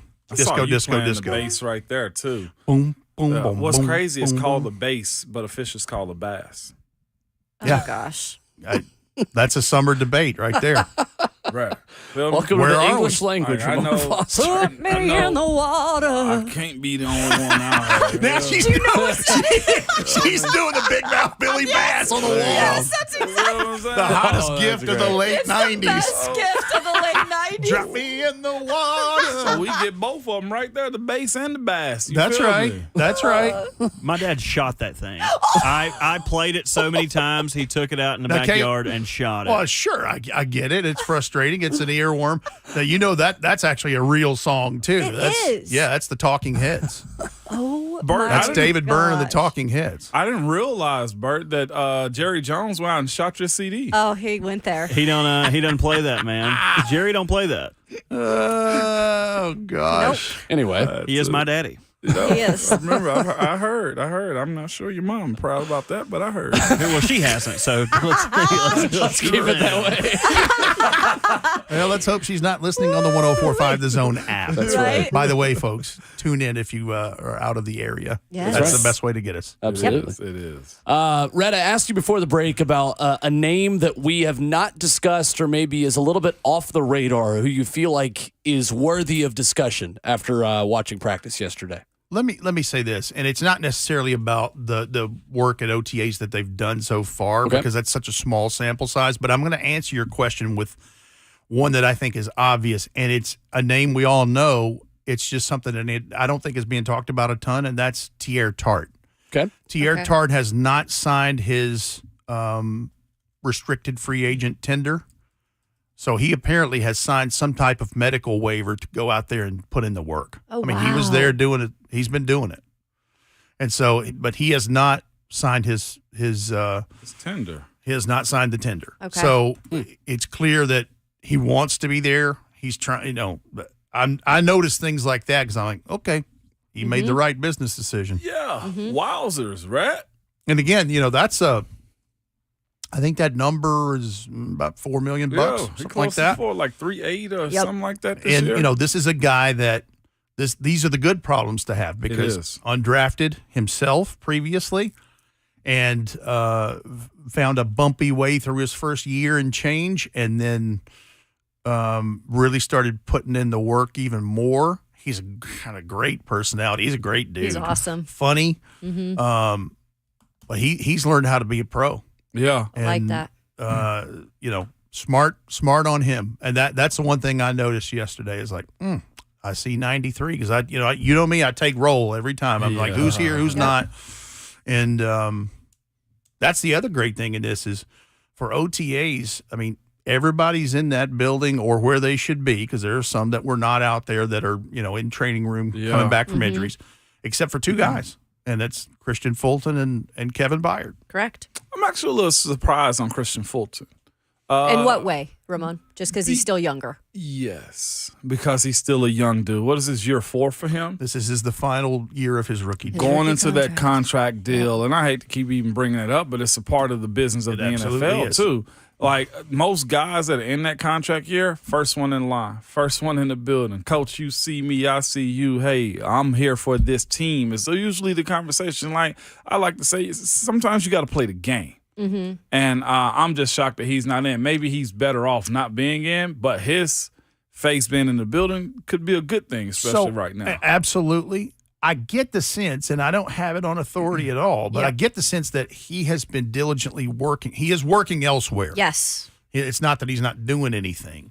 And that's the same thing I think Kevin Byard's doing. Mm-hmm. But I think he's working on himself because he has had things that have kept him off the field. And if you want to get to the second deal, availability is a big part, and then the production is the other. And I just feel like maybe that's what he's really hyper-focused on. Mm-hmm. And for that reason, I think he'll be at mandatory minicamp June 6th through the I'd agree with you, Rhett. And I don't know if you heard Shane Bowen. And Shane Bowen put the emphasis on contract year. Like Shane was like, this guy's got to work. We expect him to take the next step in a big way. Yeah. But I would say that some guys just have a routine they get into that they feel like they've got to continue that for whatever goal they have leading up to the season. I feel like Christian went into the offseason knowing he had a goal that he had to be preventative with the injury, the soft tissue stuff, and this sticking with this plan was probably the best thing for him. Now, this is just me speculating because he's not here yet, right. But I think that it's more so best for his individual situation. And not saying he shouldn't be there, but right. And I'll double down on that thought with this. And Ramon, I want you to speak on this because you've done it, you've lived it. Mike Vrabel, even during his availability yesterday, mentioned about the Kevin Byard thing, and he even mentioned, he's like, look, I wasn't always in Foxborough. Right. Yes. You weren't always in Pittsburgh. No, you weren't always in, Now, when it got to camp, you were in Latrobe, Pennsylvania. You were there. Yeah, absolutely. But tell me this, is one of the reasons why, valuable reasons like Kayla mentioned and outlined in this example with Christian Fulton, but is the other, you're not distracted? Yeah. Like Christian Fulton's been here long enough. And I'm not saying he has like some, temptations or whatever. It's just easier. You're dialed in on what you're doing.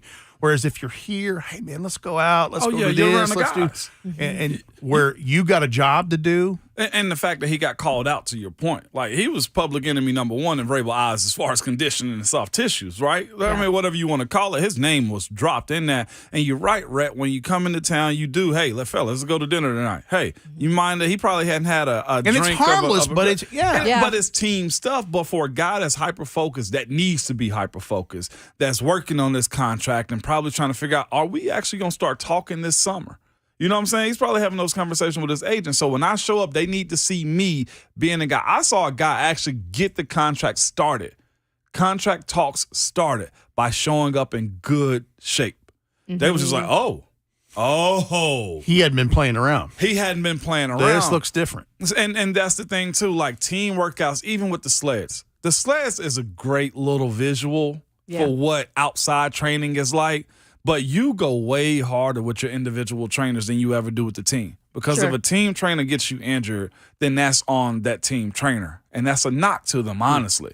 But with your training, your personal trainers, you go so hard with them that the stuff that they team push you anyway. It's cake at that point. So Christian's probably just getting himself all the way together and don't want any breakups in his training regimen. Because that's the other thing about practice, too, is it can wear you a little bit more. Mm-hmm. As far as being able to do practice, then go lift the way you want to.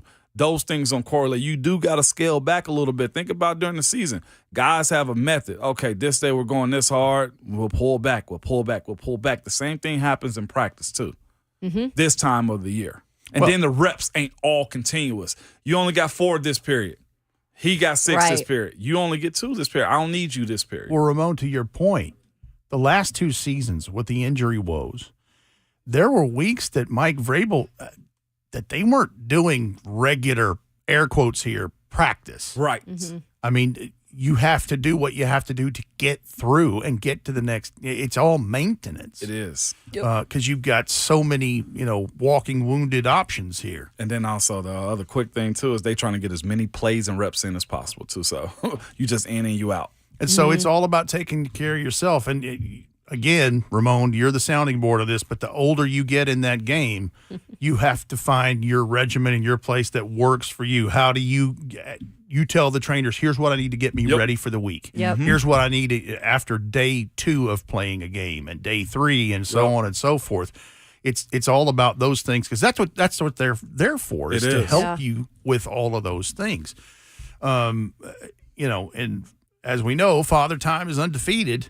So if you want to keep him away from the door a little longer, you start taking care of you a little better. Mm-hmm. Here is that audio from Shane Bowen, Titans defensive coordinator, when asked about Christian Fulton and talking about that contract year situation.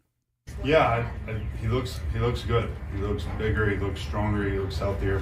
It's a big year for Christian. He knows it. We know it. Going into the final year of his deal, so I would expect him to put his best foot forward, do everything he can to be out there.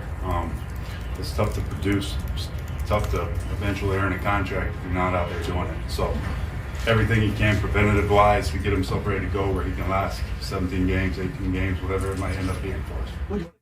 That sounds like a player who is on the same page at the very least with his coaching staff. Yeah, that's what I hear there is, hey, he knows the urgency.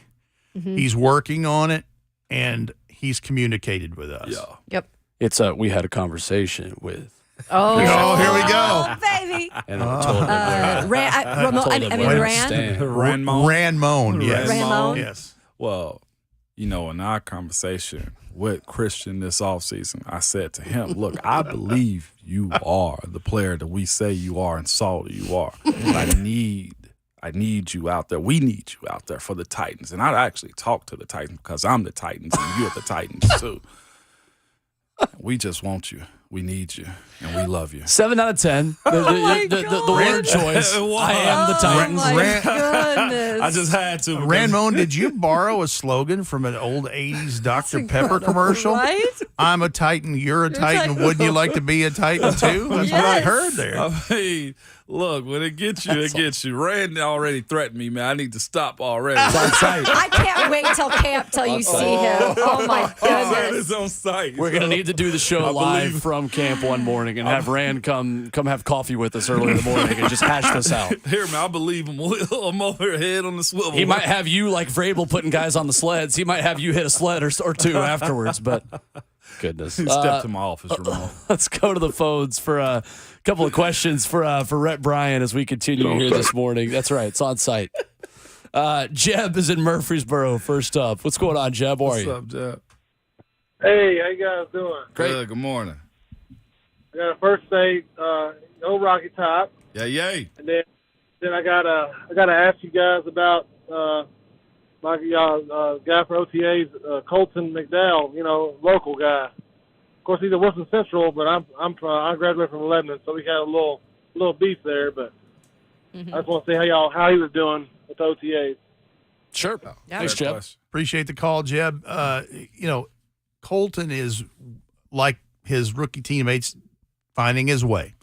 And certainly you can tell he's dialed in. You can tell that he is paying attention, and small sample size. But what I see so far is, he's heading in the right direction.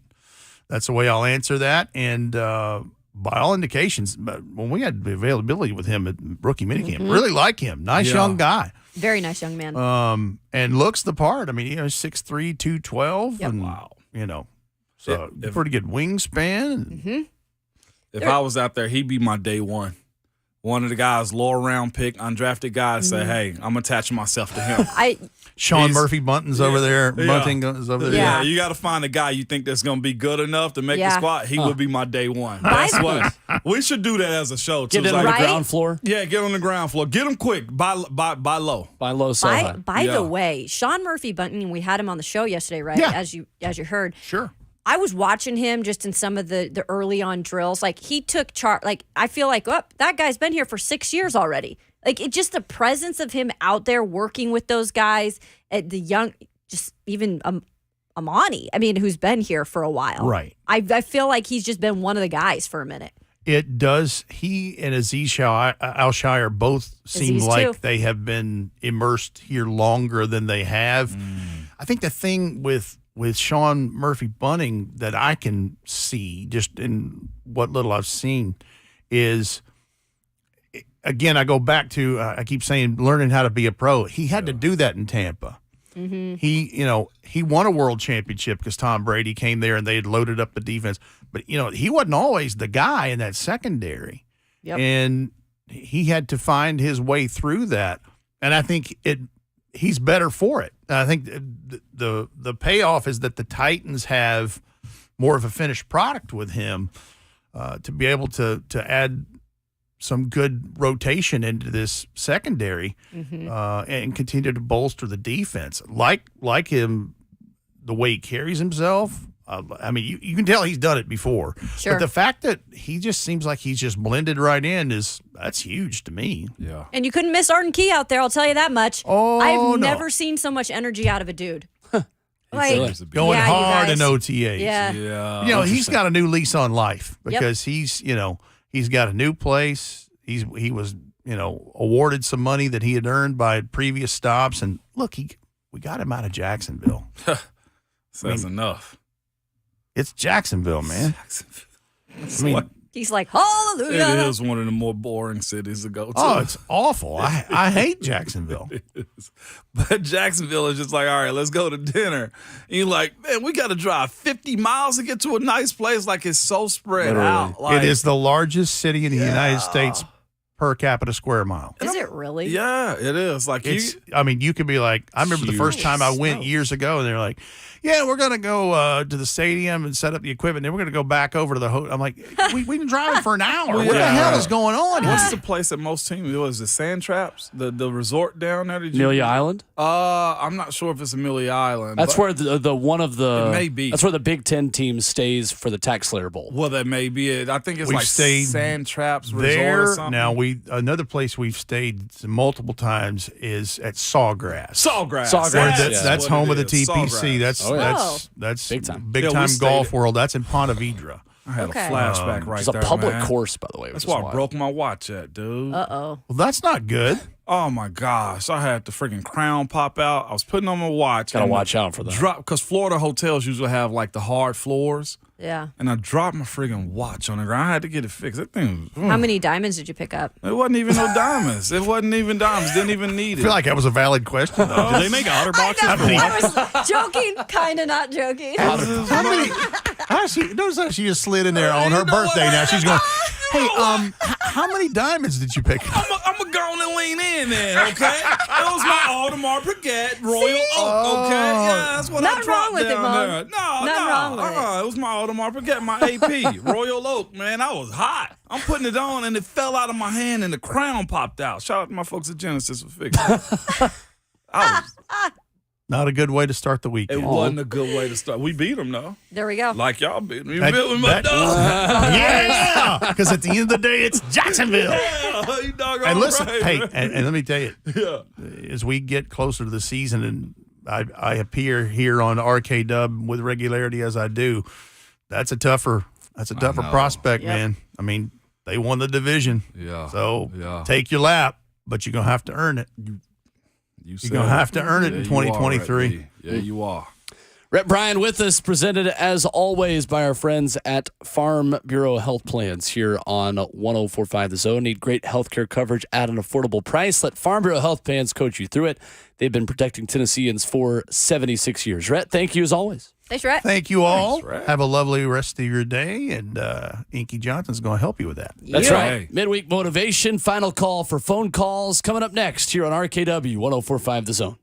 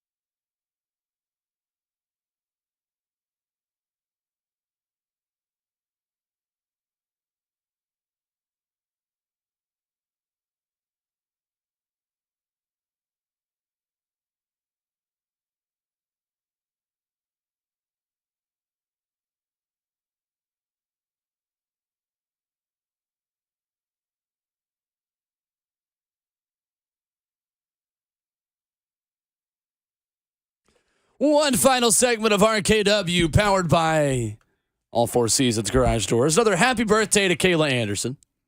Hope it's a great rest of the Wednesday. To Ramon Foster, Thank you, Kayla, all. and Robert Walsh with Jonathan Schaefer in studio. Look at that. We got Inky Johnson coming up here in just a second. We'll get to one final phone call and another Titans question here. As we go back to the phones, where John is in Hendersonville. What's up, John? What's up, John? Hey, what's happening, fellas? Not much. Good morning.